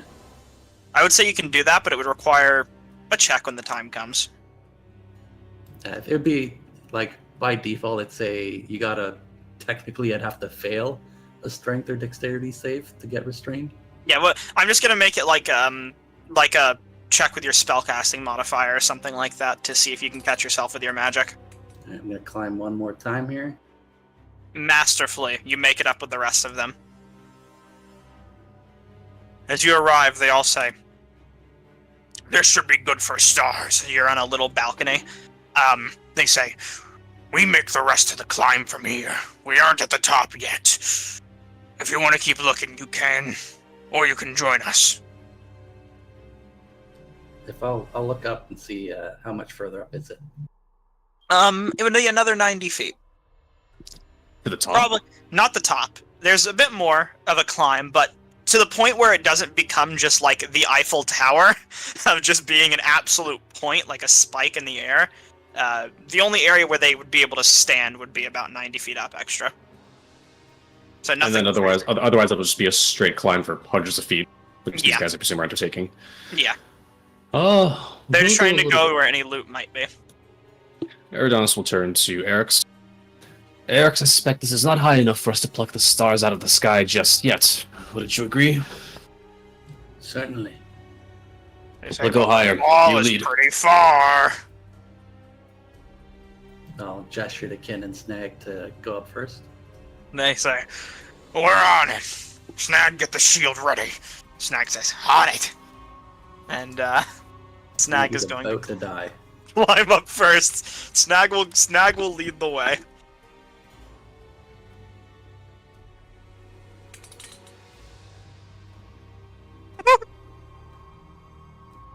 You cast anything on Snag this time as he's going to attempt to grab onto his shield one more time as he gets up and then loses his grip and says, "Loose down!" and begins to start tumbling down, getting his shield and putting it in front of himself heroically again.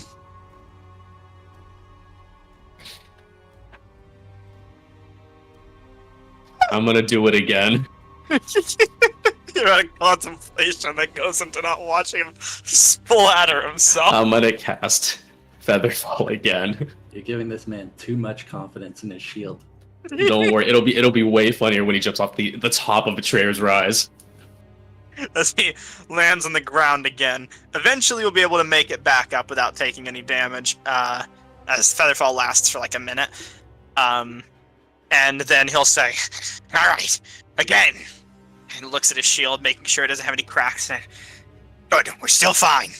Ken says, "Climb better this time." He says, He's gonna go for it. Do you want to give him guidance? Sure. Let's go. You might not need it. Roll that guidance dice.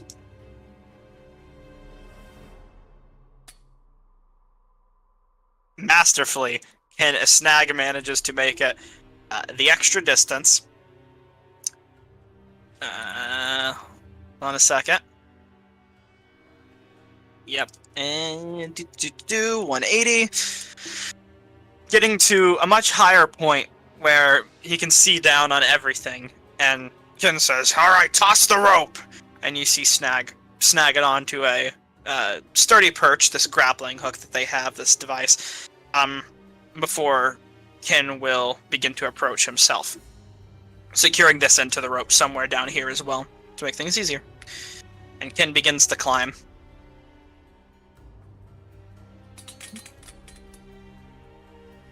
Ken making it up as well without any problems.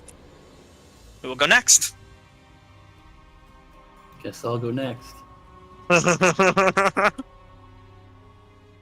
Is there somewhere like on this balcony where I can tie a rope onto? The one you're currently on? Yes. Yeah. That's how they got down in the first place. Alright, I'm gonna tie one end of a rope to that balcony and then tie the other end to myself and start climbing. Alright. So that I don't fall the full 180 feet or whatever it is. A long fall. Alright. Begin to do so. Go ahead and make your check. Guidance, I suppose, probably. Absolutely. All the time.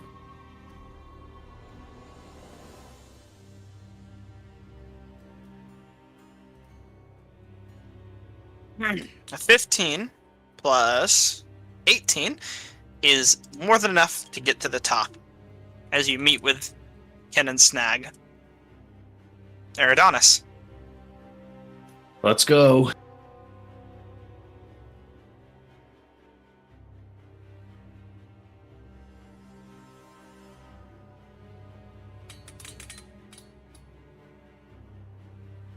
You managed to make it up as well. He was made for this. And as you all get to the top, you would see what looks to be a nest. In it, multiple little goodies and trinkets, shining coins and glittering pieces of armor and weaponry. As Ken and Snag say, "Jackpot! You two worry about the stars. We'll get that."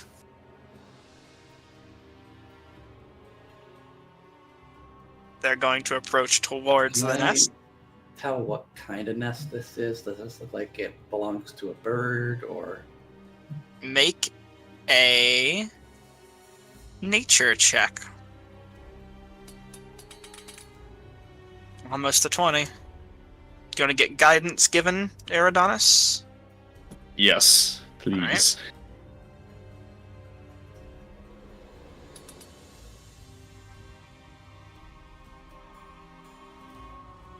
Hold on. Just typing to someone.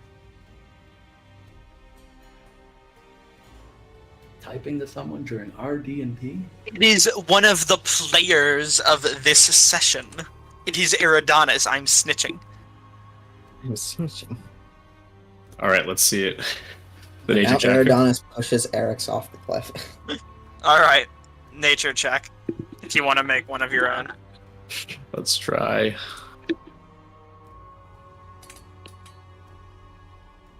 Well, Eric's, you would at the very least, and I imagine you use Divine Sense probably to assist yourself. Sure, why not? This is a demonic carrion bird nest.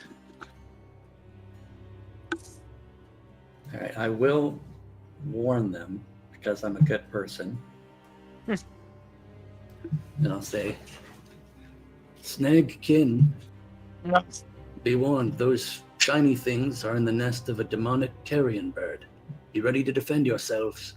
Bird's not here, and stupid Bird won't stop us anyways.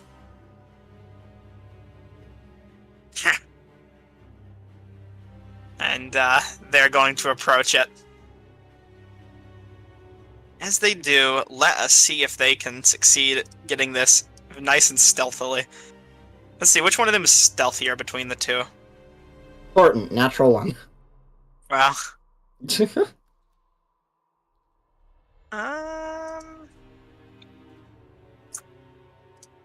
Ken's the leader, so he gets all the goods. So Ken is going to lead the charge here with trying to steal from the nest. No magic, so no advantage. Told ya. Shit. Ken will use his inspiration. He does not have an inspiration. Oh, This Durex. is the end of the monster action. As I don't have a map for the top of Betrayer's Rise, but I'm gonna laugh my ass off. A if lot can of get you. yourself killed. we'll watch from the corner and see, stepping out of the darkness, a bird you've seen before in the past. A carrion Vrock. This one seems slightly younger, but defensive, as it squawks towards Ken, who just growls right back at it. Ah! And as he does that, everyone needs to roll initiative. As I'm gonna try and do something here. We aren't even getting to daytime. We're fighting the Betrayer's Rise, people. Totally I'm curious, how long did the whole climb and everything take? In total, let's just Yeah. chalk it to about 2 hours. You guys have been working away at this for a while now. How are things down below looking? Everyone's just the guards. watching. They can't do anything. Yeah. So they are watching and readying their weapons as they see a Vrock squawk to action.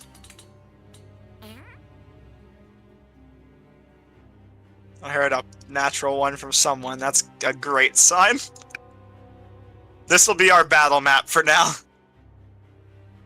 Let me just do some crayon art if that's fine with everyone. This is the battlefield. If you leave the orange box, you fall to your death.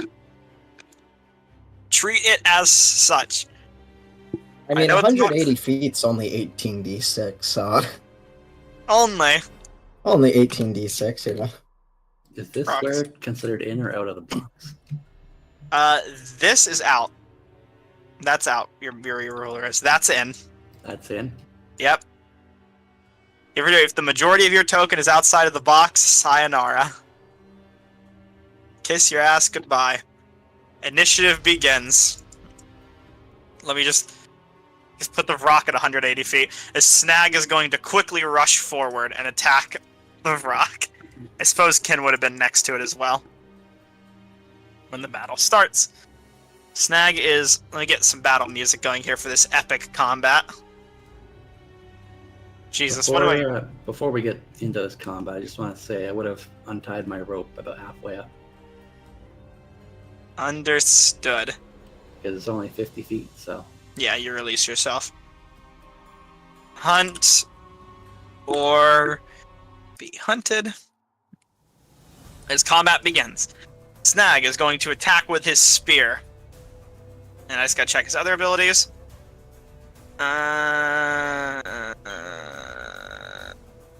Yep.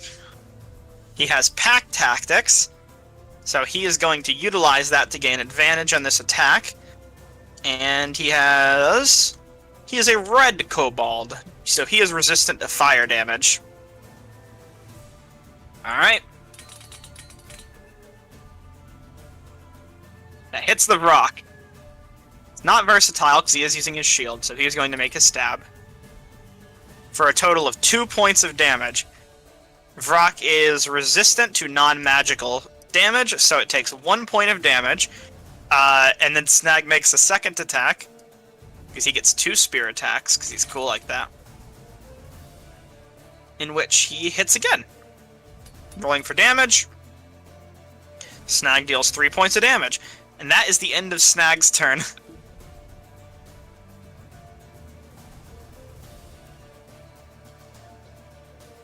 Alright, now it's the Frog's turn.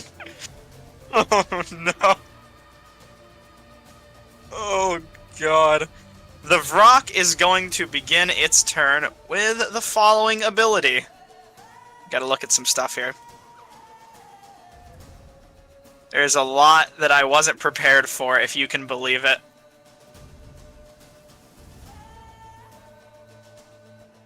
Dang. Doesn't count for that. Whatever. It's going to use its Stunning Screech and target all of you. As it will move right here, allowing Snag to get an opportunity attack on it. As it moves into the middle before shouting out loud, "Ooh!" Snag crits it for a total of Max damage. Oh my god, he did. Need to do this for my own sake. Don't mind me. Half damage.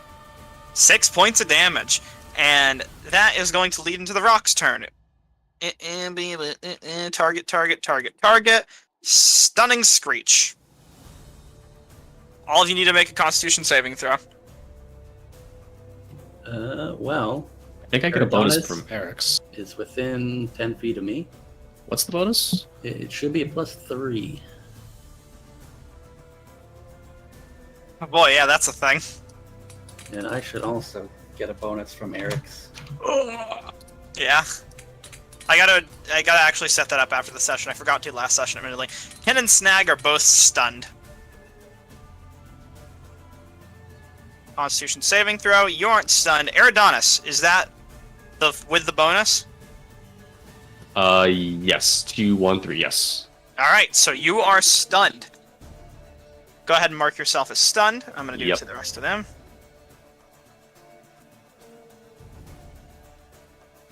And that is the end of what the Vrock can do for his turn. Eric's, you're up. As all hell has broken loose. All hell, huh? All hails. Say, do you think of Hey, hold on just a sec. Eridanos would have passed because of Aura of Protection. He added the That's- bonus Oh, already. he added it? Oh, damn it. Yeah. Fuck. It's all good. Here's what I want to know. Having seen how far up this climb is, Uh-huh. and having fought some rocks in the past, Oh boy. do I think a rock could survive this kind of a fall? Straight down. It has Let me wings. just do something. Well, if it couldn't fly is the hypothetical here. Hypothetically, if its speed was 0. So it's for every 10 feet, it's a d6 of damage. How many d6s would that be for 180? 18. 18? 18, that's what I thought. Let me just do a little test roll. There's a good chance of Rock could survive that, but it wouldn't be in great condition. Alright, good to know. Good to know. So this Stunning Screech, getting out of it's just at the end of your turn kind of thing, right? The end of the thing's turn. At the end of the Rock's next turn. Alright, so I got 2 options I'm debating. Option 1, I push the rock off the edge and restrain it. Option 2 is I try to Divine Smite it. Well, choices, choices, choices.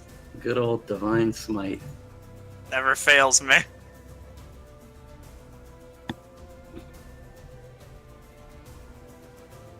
Yeah, we'll go here. I gotta read my ability.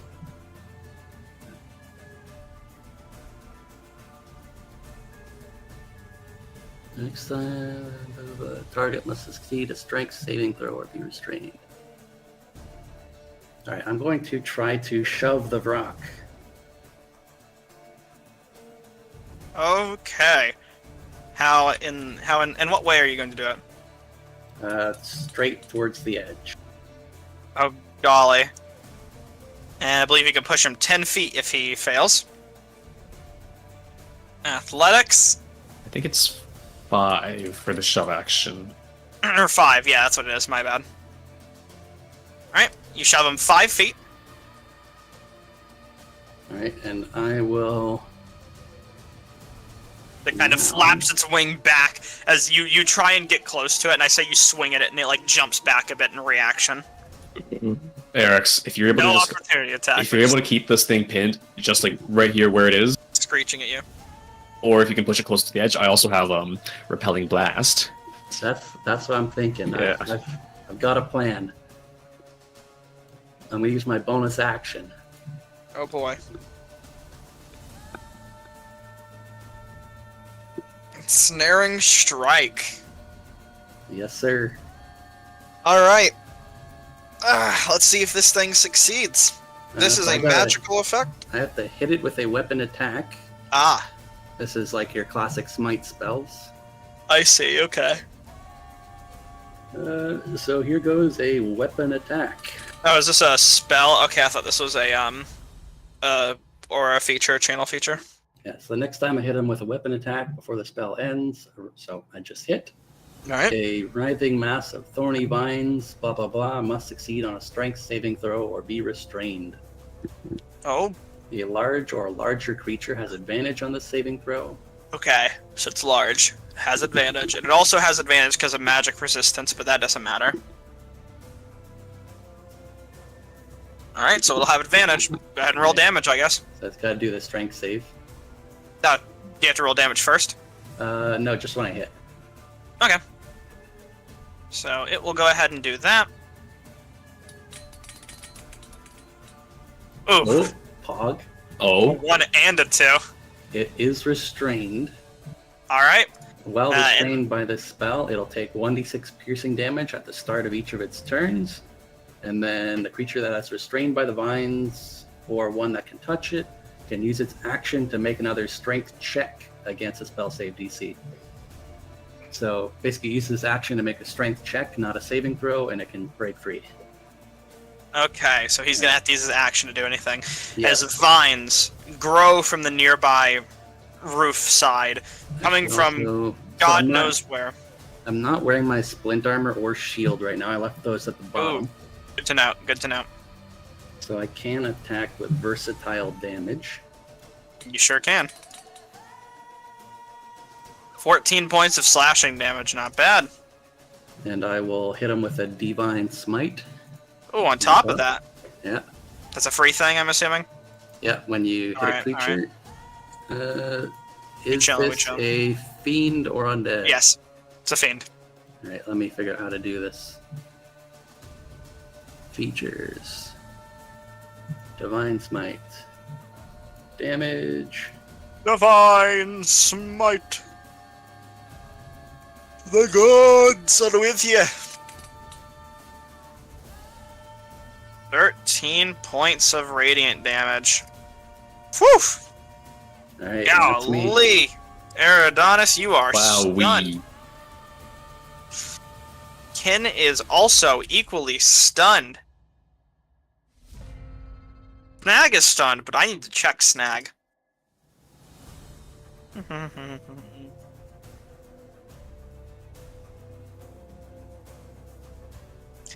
Okay, it can repeat the save at the start of its turn, no matter what the conditions of the saving throw are.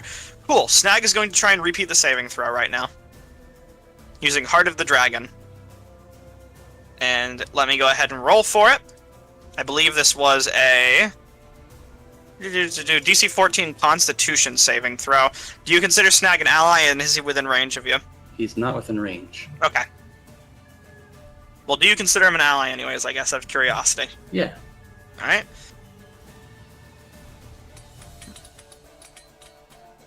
Oh. Yeah, so I believe it was a Constitution. Yep, alright, cool. Can't do anything else. That's the end of Snag's turn. It's the Rock's turn. It's going to try and take its turn, so it can use its action to release itself. Can it attack while it's restrained? I think with disadvantage? It can with disadvantage, yeah. Okay. Restrained is just, what is this here? Movement speed becomes 0, no bonus to its speed. Attacks have advantage, creatures' attack rolls have disadvantage, and it has disadvantage on dexterity saving throws. Alrighty. And what's the check it would have to make to try and free itself? A strength check. Strength check. DC. Alright. Hold on. DC 14. Well, this is going to give it a shot one way or another. Does it have advantage still because it's large? No. Alright then. It fails its strength check as it tries to rapidly break free, struggling against the viney restraints, and that's the end of its turn. It Everyone also can go ahead. take, 1d6 damage from the piercing vines. Roll that. Magical piercing damage. Woo, 6 points. And everyone go ahead and make a Constitution saving throw. Can you still be using Heart of the Dragon? Eridonis? I'm Oh. a bit far. You're within 30 feet. This is the effect ends on you no matter what your result of your save is. Yeah, you aren't in range of me anymore. As he considers you strangely an ally for the sake of this fight. With Heart of the Dragon, if he's stunned and he succeeds the saving throw, all of his allies within 30 feet are freed of this effect, and you have advantage in your next attack roll. As Snag shouts out an inspiring cry that shakes you from your stunned stupor. Eric's, you're up. Alright, I'm gonna try the shove action once more. And let me just check real quick. Any creature that benefits in this trait. Okay, so you're good. Go on ahead. Athletics. Does he have disadvantage because he's restrained? I think he does. Just on dex stuff. Just on saving dex. throws. Alright. As he pushes back against you, holding strong. I'm gonna push him again. 15 this time. Still holding strong. Not releasing. But still restrained. Eridonis, knock it off the top. Take it down! You hear Snag shout. Wait, why is my movement 0? What's going on? Oh, it's because, oh god, you're 180 feet up right now, Oh, so I it see. thinks it's calculating your fly speed. Hold on. Now you can move. Let me just fix that for everyone. Well, you already know what time it is. You have Send advantage the on this bird attack. cheeses. Please, I need this. I need this to hit more than any other time. Yeah, you have advantage. You have Full advantage. Oh my god! Oh my goodness. That is okay, why we well, roll the advantage just in case. God! Roll damage! Was that a crit damage? that was crit Yeah, it damage. was. 11, Alright. no hex, but wow, we get this. Not bad. Eridonis is Yep. going to use Repelling Blast upon this rock, Oh boy. sending out a serpentine constellation to strike the frog hand to shove it back off the edge. Please, please, please fucking fall the and frog- die. Goes flying out. An eldritch blast striking it in the chest, causing it to panic as it stumbles backwards, falling off the side of the building, its wings tangled in a spiral as it nosedives towards the ground, taking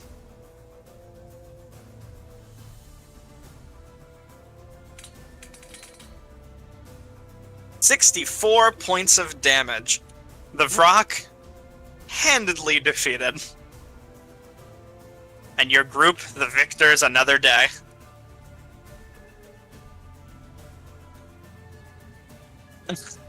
As Ken and Snag are just going to start celebrating before... Wow. Huh? Wow, just wow. Before heading over to the loot. When they just say, "Back to your stars!"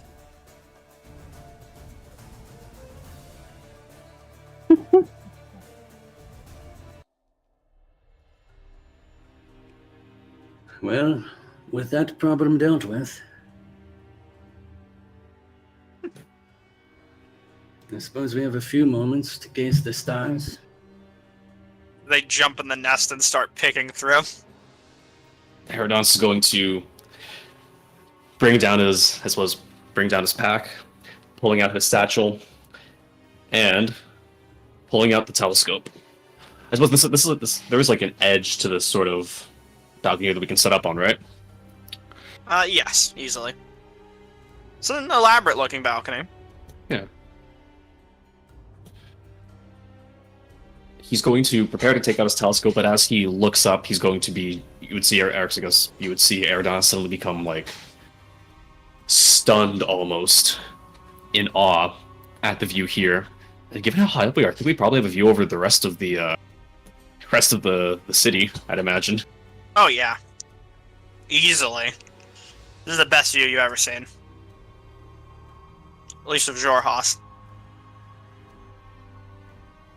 He's going to set aside his telescope.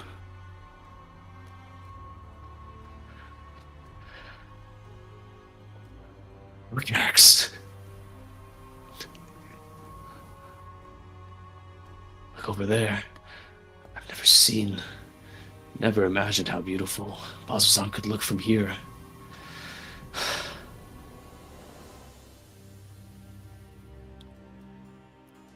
You'd then see him slowly reach out one hand towards the night sky, almost as if he really does mean to try to reach for them and try to pluck them out of the sky.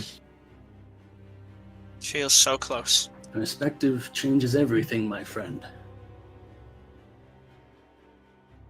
The way we think, the way we feel. Look at this city spread out before you. It's almost like the houses are toys we could pick up and reposition. Eridanus, you reach into the sky and you motion your hands to the stars. You almost swear you can see one move.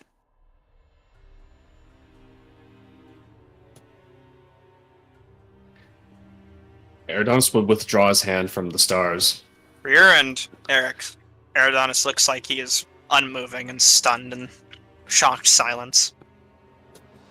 But Eridanus, it still feels like you're moving just fine, but everyone else is standing fairly still.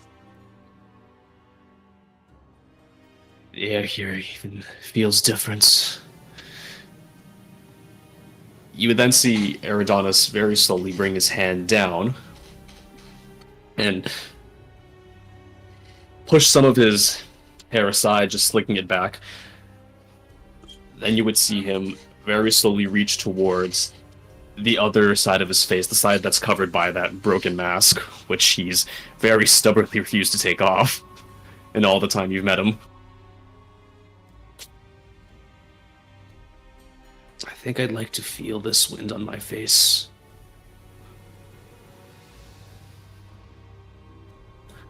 He's going to... You see him slowly doing the actions he describes now.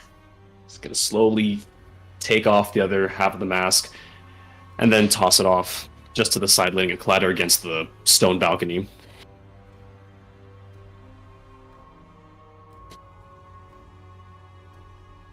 You watch through the sky, a sight not seen in many years, and Eridanus, for you, the first time ever. A star racing across the night sky. A shooting star. Greeting you at this sight.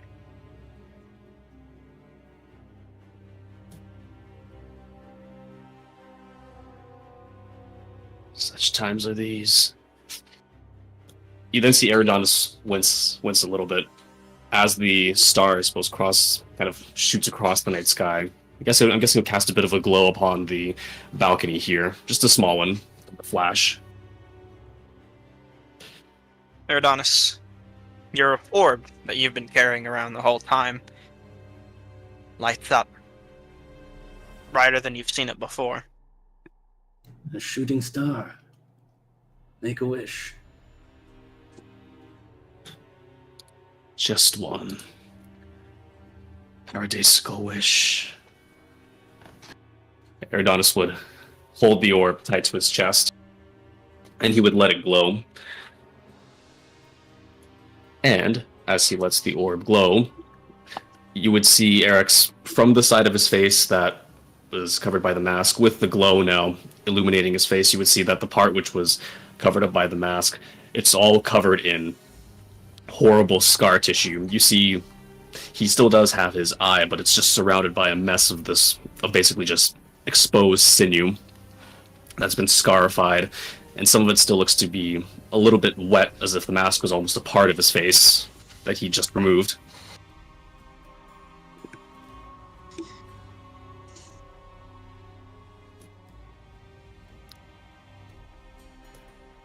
Paradisical wish.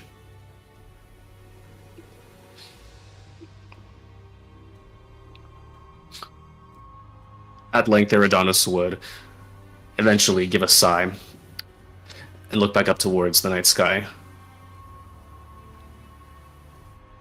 I've forgotten how small we all seem to the skies above. Do you think they see us, Eric's, from so high up? If the houses here look like toys to us, imagine how we must look to them up there. I'm certain they're watching our every move. As Like pieces on a chessboard.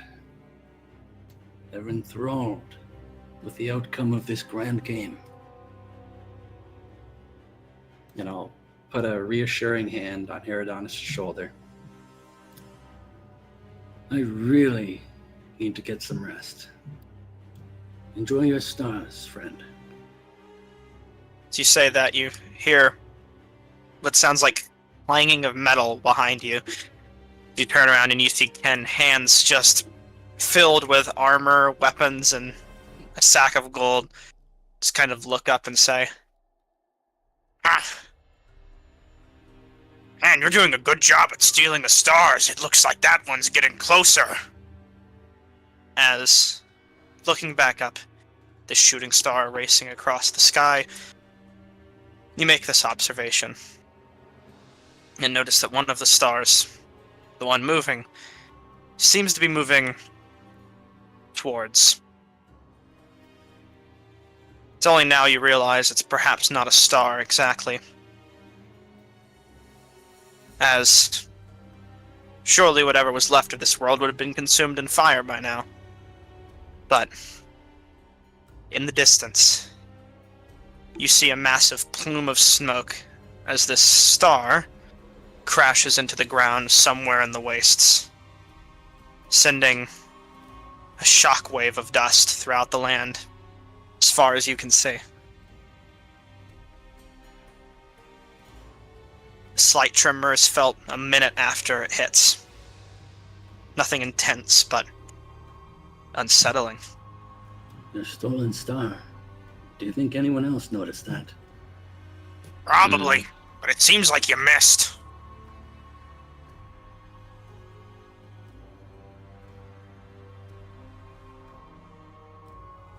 Yeah, well, you should probably pick that up. We're gonna head down. Get the shield ready, Snag.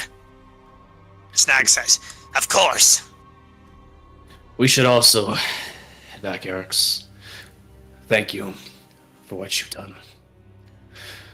For everything. But I think we should take a more expedient path. We do both need to get some rest. Eridanus is going to stick out his hand for you to take. I'll take it. See you down below, Kin. It's been a blast. And, hoping that Eric's will trust him for this one.